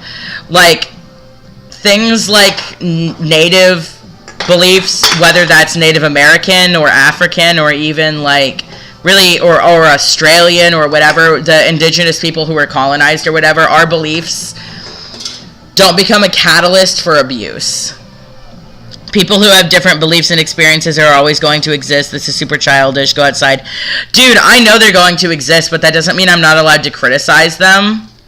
I'm allowed to criticize people who think gay marriage shouldn't exist and shit like that. They're going to exist, but that doesn't mean I think they should. I'm allowed to criticize it. Religion isn't exempt from criticism. She's allowed to criticize my beliefs and vice versa. Like, religion is not exempt from criticism. Should people just not engage in politics because the other party is always going to exist? Is that a thing? Should people just not engage in politics for that reason? It's the same thing for religion. Me saying religion is harmful isn't going to stop religion from existing, sure, but it may expose people to a worldview that shows that religion is not a positive thing. Wealth, power, fame. And because of that, Christianity really does fit traditionalism so well, because it's about going back in time to when before, materialism really took over, and to a time. Even according to Christianity, materialism existed. Also, materialism isn't necessarily a bad thing. Before entertainment just grabbed us all by the throat. So honestly, I do believe you can live more traditionally without being religious, but for me and my life experience, it just goes hand in hand. So that does.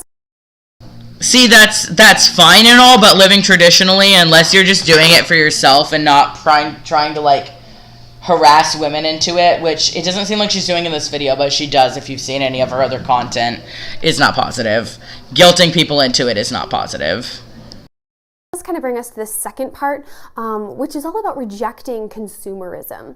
So as a traditional person, I'm still growing in this area, but you guys know that I love to be frugal, I love to thrift, and it's not necessarily always because we I so far don't have any issue with this. I'm a socialist. So far with what she said, I can vibe with this. Capitalism can die in a pit of fire. Can't afford new things. It's rather because I want to always focus on being a good steward of the world, being frugal and working towards a lifestyle that doesn't contain that crazy just grabbing on to objects. Why is this traditional? Well, obviously in the past, people created what they needed. They wore the same clothes, they mended things, they fixed things, and they created their life around their skills. That's something that, if you follow me on Instagram, you know I'm trying to do, is to get better at mending things. And the funny thing is just learning skills, like learning how to mend things.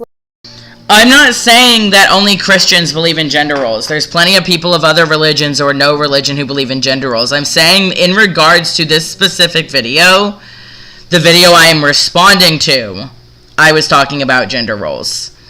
Me responding to the video I'm responding to doesn't mean I think it's only a Christian thing.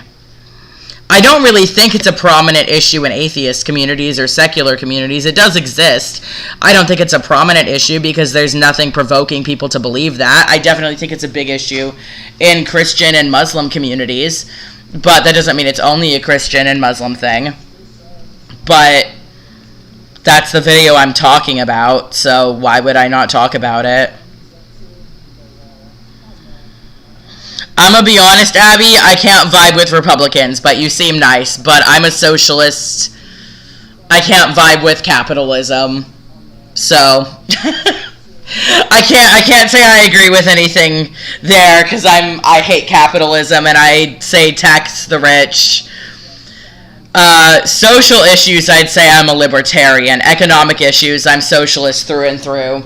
Not even democratic socialist, just socialist. We need to give the basic reasons for free, universal income, free healthcare, free college, all of that.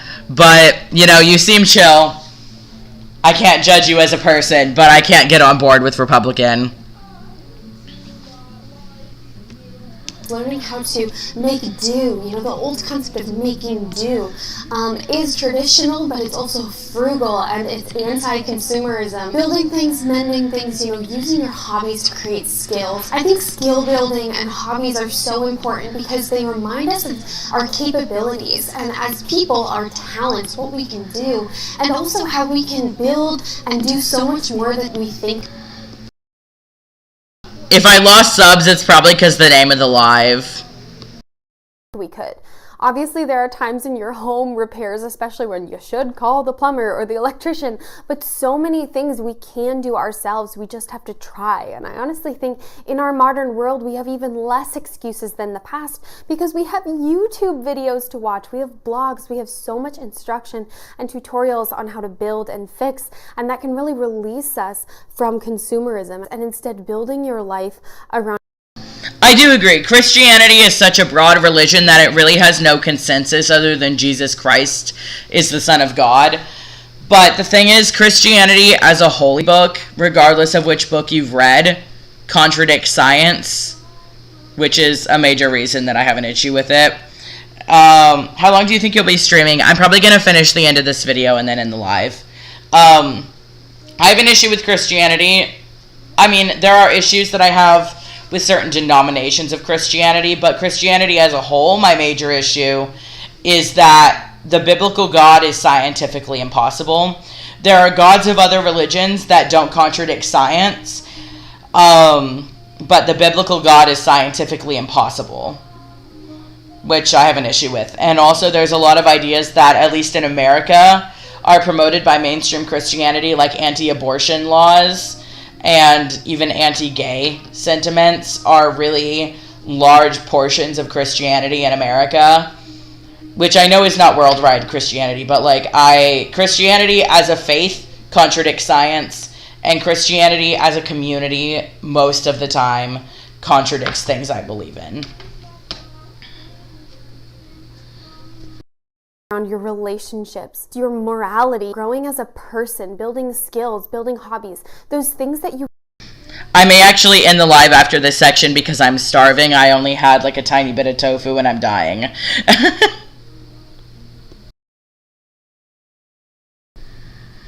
What do you mean make a video with fursuit paws? I don't know what you mean by that. I don't have like clicky paws. The claws on my fursuit are foam. you can take with you if you lost all of your material goods. And that's why traditional living is so great, because it brings us back, almost like snaps us back to reality, to remember that luxury goods are so awesome. It's fun to experience that stuff. But then there's this deeper side of life of things that will actually make you happier. And a lot of that has to do with not finding your value in what you buy and those quick hits of dopamine to just make you happy, and instead embracing, relationships and family and your own personal growth and your personal faith and religion to grow your heart and your mind, and so that you'll be happy no matter what circumstances you're in. So see, I don't have an issue with what she's saying there. I don't think religion is a path to happiness, because the second you lose faith in that religion, you lose that happiness. So I can't necessarily disagree with what she's getting at there. I just don't think that's a good path to it. But in general, what she's saying, I can't say I have a major issue with here. It's just, I don't think you should pursue faith if you feel unhappy in your life, because if you start to acknowledge that your faith does not align with reality, your world crashes down. And let's be honest, most major world faiths do not align with reality. So the second you start to get skeptical, your mental health will come crashing down. And obviously she can't see that as someone who's religious. So maybe, I get that. And I don't think she has bad intentions with this one, like the gender role shit and whatever. But I still see issue with that. But I can't disagree with the fact that it helps people. I just think the second that you realize it's not real, your mental health is going to crash and burn. So when I reject consumerism, it's so much more than just, building hobbies and fixing things. Lynx, please stop. That's really weird. That's really weird. Please stop or I'm going to mute you. It's also just this general mindset of, living in relationships, blessing others, and working on myself. And that all goes together. So that kind of brings us to... I'm not sure what you mean by it's not, but if you mean it's not healthy, I agree. I mean, the second that you believe in something without proof, and that's what gives you comfort in your mental health, the second that you realize reality, that mental health is going to crash and burn. To the third part, which I've harped upon so many times on my channel, but it's all about embracing femininity. Accepting your femininity in the context of... Okay, I can't give a position on this because I'm not a girl. Lynx mentioned fursuits earlier and said they're 15. Okay, I'm going to mute them. I didn't see that. I'm just going to mute them. Let me get my phone. I don't know where it is. I can't mute them on OBS. It doesn't let me. But yeah, I did not see that. I'm just going to mute them.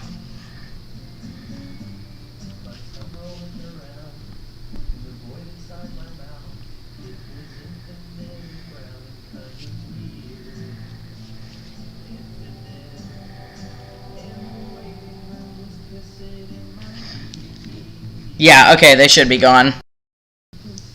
I mean, religion can be a pathway to happiness, but it's not an honest one.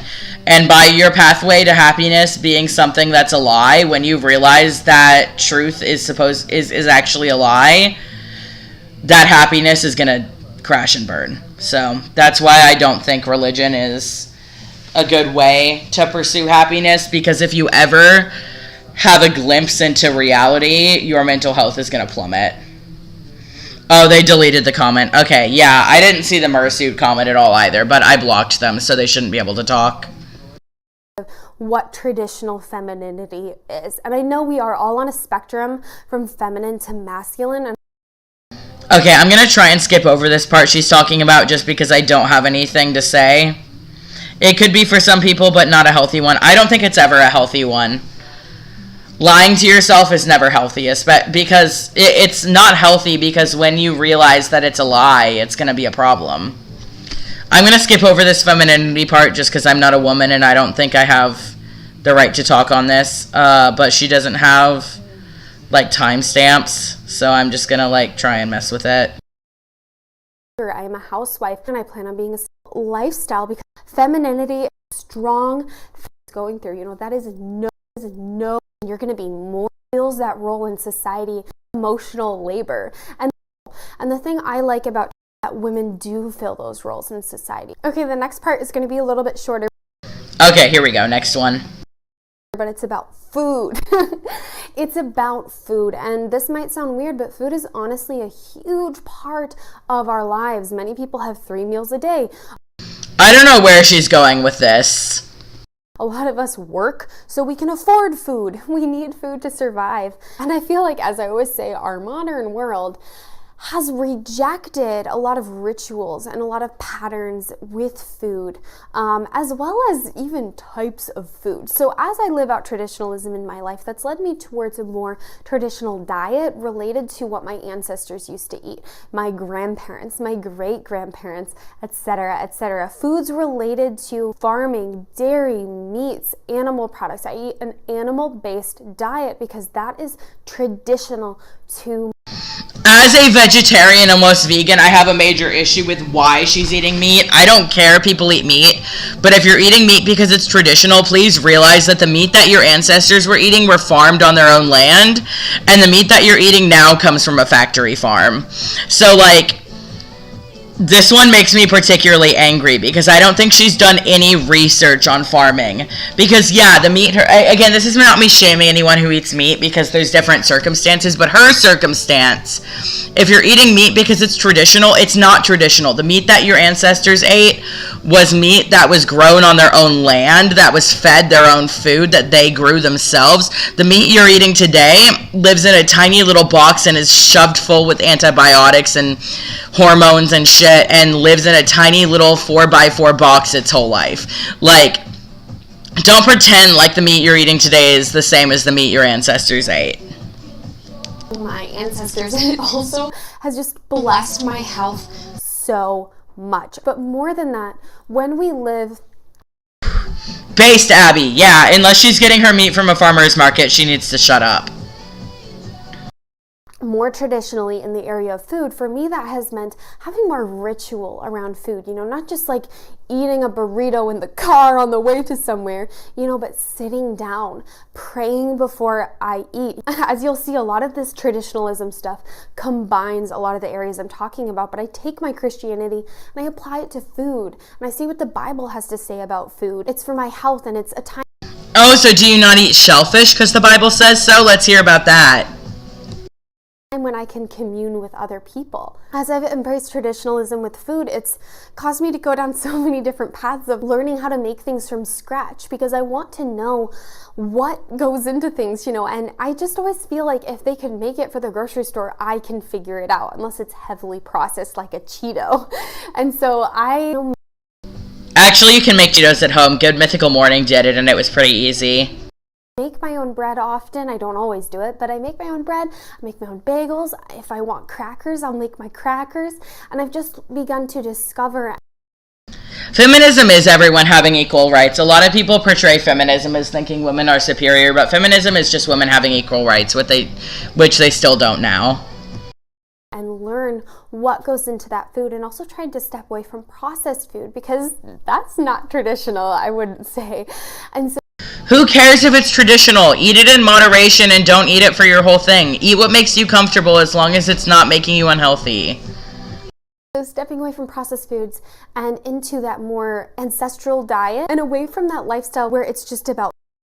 Yeah, I agree, Abby. I don't have any issue with, I don't eat meat mostly because I don't like it, but also I have moral issues with it. But like farmer's market meat, I would be morally fine with eating if I liked meat. I don't like meat, so like I don't, but I would be morally fine with eating it if I actually liked it.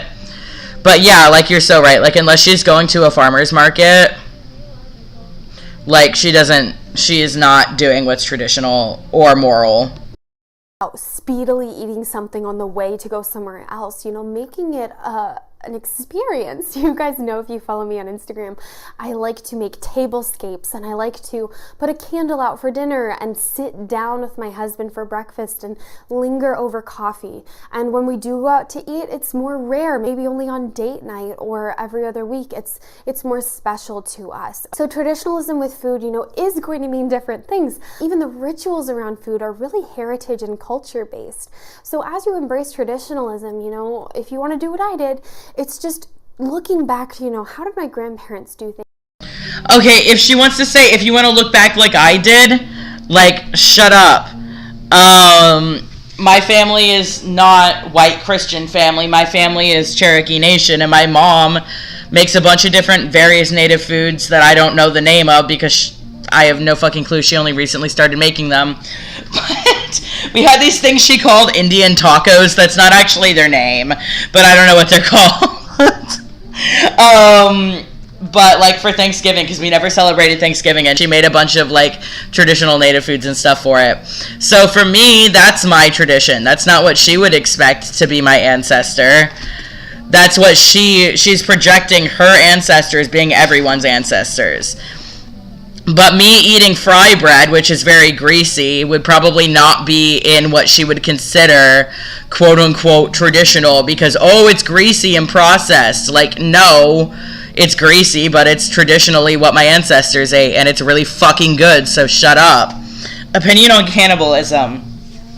If someone is, like, stuck on a desert island or a boat, fair enough. And if someone consents to it before they die, fair enough. But other than that, no. But yeah, unless you're like dying on a desert island, maybe not. I get, like, there's exceptions to every moral rule. Like, if you're on a boat and you're starving and someone dies and their body is the only food you have, then fair enough. What else are you gonna do? But I don't support it generally. But, like, again, if you're, like, starving on a boat in the middle of the ocean and there's a dead person on the boat with you, what else are you gonna do? But other than that, hard pass. Although that being said, I would eat human meat if it was proven to be ethical, just to be able to say I did it. Like if some guy said I cut off my leg and I'm feeding it to you and I can prove to you that it's my leg, I would be like, yes, I'd eat it. Just for the hell of saying I ate human. But yeah, as long as it either didn't kill anyone or it's a necessity, as in, like, again, stranded on an island or something, then no. But, like, if I saw some guy who is like, here is a video of my leg getting amputated, would you like to eat this steak of my leg? I'd be like, give me it. It's my time to shine, just out of curiosity. But other than that, or, like, again, stranded on a desert island, no. Omnisexual just commented on my video and said they're Lynx games. Oh, okay, well, I'm gonna mute them then. Let me get my phone. Cause no thanks. Creepy. No offense. Well, no offense to you, but total offense to Lynx games / omnisexual. Yeah, give me a sec.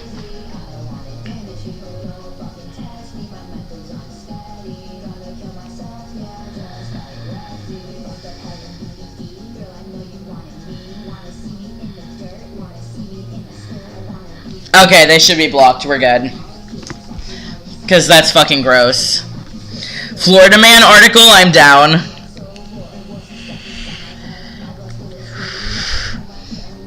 I agree, Spy. If someone, like, amputated, like, got their leg amputated or something... Oh, I mean, it's fine. I believe you. I just blocked them. It's fine.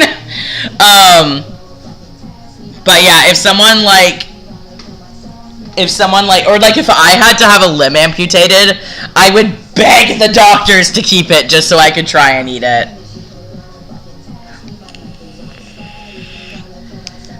How did their grandparents do things? And what How did their grandparents do things? My grandma was in a residential school, so I don't fucking know. allows more ritual around, you know, the special parts of life. And I do believe that food is something that just unites people. It builds relationships. It's really important. I agree. Food is a big part of culture, but let's not pretend that all culture is your culture. But I want to finish this video with the fifth part, which is all about a more traditional pattern of life. And what do I mean by that? Well, so I followed that more traditional pattern of life. Getting married at 22, becoming a homemaker. Oh my god, she got married at my age? I'm almost 22. I'll be 22 in a month. What the fuck? I mean, I guess fair enough. I was engaged to my ex-fiance. We were going to get married at 21. So I guess I can't judge too heavily. But based on her background, it makes me judge a little bit. Because I was just engaged because we loved each other so much and shit went down to make us break up. But, oh man. I bet she doesn't have BPD and didn't propose because she's obsessed to death with this person, so... Maker at 22, you know, we want to have kids younger.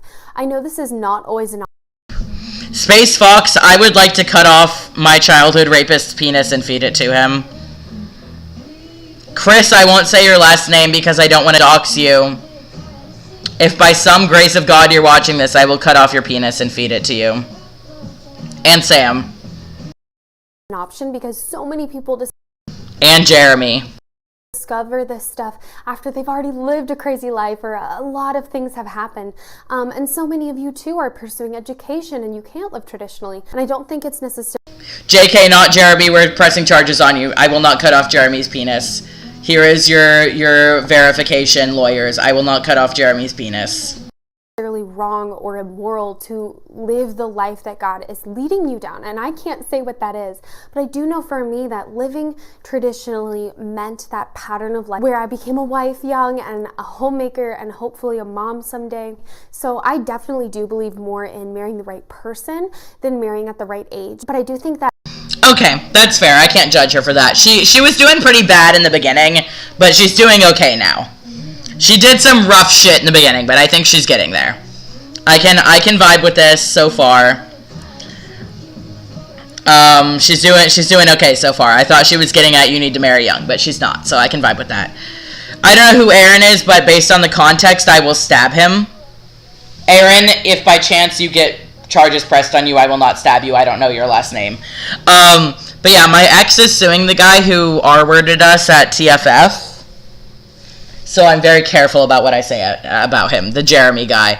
But the other two people R-worded me as like a 6 to 8 year old, so yeah, fuck you, Chris and Sam, go fuck yourselves. And also, well, no, I'm not going to say her name because that's an issue right now. But yeah, Jeremy I'm pressing charges on. Well, my ex is pressing charges on and I'm a witness and I'll get some of the money. That getting married in your 20s especially is a really great time for a lot of women, and it's that slow living lifestyle. You know, it's not a lifestyle that's centered around jet setting and luxury or, you know, career. I mean, regardless, that's disgusting of him and he should get fucked, Space Fox. Aaron won't press charges, he's a pussy. Fair enough. My ex is pressing charges on the guy who R-worded us at TFF. He said he'll get some of the money, but after I bullied his girlfriend, I don't know if he's true about that. I'm going to ask his mom. It's a life that's centered around family, and it's a slower pace as well. But it's a slow life in a beautiful way because honestly, to me, it's less stressful. I did work for about 6 months in a 9-to-5 job, and it was really difficult, you know, and busy and stressful. And I'm going to text my ex's mom and make sure I'm getting some of the money. Wasn't able to keep up with my home, and I just wanted to be home. And so working part-time and then eventually being a full-on homemaker just slowed everything down in my life, and it just brought everything from this fever pitch to just a much quieter and slower way of life. And so I think everyone has a different path and different lifestyle, but part of the way I live traditionally is by doing that slow lifestyle. I also think if you do have a career, if you do have that jet-setting lifestyle, you can be more traditional in your downtime, in your off time. You know, how do you spend your time? Do you do it with like entertainment, like I was talking about, you know, passive entertainment? Or are you working on hobbies and personal development? Are you working on how to bless your neighbor or be more involved in your church? You know, you can incorporate. Sorry, I'm texting his mom, so I'm sorry if I'm just playing the video. Slow living into your life almost no matter what you do. But most people can cut back in some way. Most people can slow down in some way. And traditional living is, of course, very slow. Our ancestors did not jet set around the world to Paris. No, their lifestyle was about the seasons, the harvest time, preparing for winter. And I think even living in the north makes this easier for me because I literally texted his mom and said, and I quote, I'm reading it off my phone, so am I getting any of the money of Finn suing Jeremy because I was R-worded too, or is he too petty and mad at me and expects me to be a witness with no benefits? It's winter now, and you know, I see the seasons so clearly and it affects my life. So yes, I try to live more traditionally. by living slower, cutting out the busyness, cutting out the stress, and just breathing in nature, reveling in my relationships, and allowing those relationships and intangible things to inform my happiness and peace. So that's it for today. That's how I live more traditionally. I hope that that was inspiring or informing. Again, you don't have to be like me. I just want to share my experience. So thank you so much for watching. If you want to share your experiences with traditional living, or maybe how you live it out, to inspire others to fill in the gaps that I missed, I would love that. Leave a comment below. If you're interested in more of this kind of content, I have Okay, sorry, I'm fucking messaging his mom. I also said, because I hate Jeremy, he traumatized me to hell, but I'll be petty too if he won't do jack shit for me reliving seeing him. She said what? Just a sec. I might end the live, because I need to talk to his mom because she responded.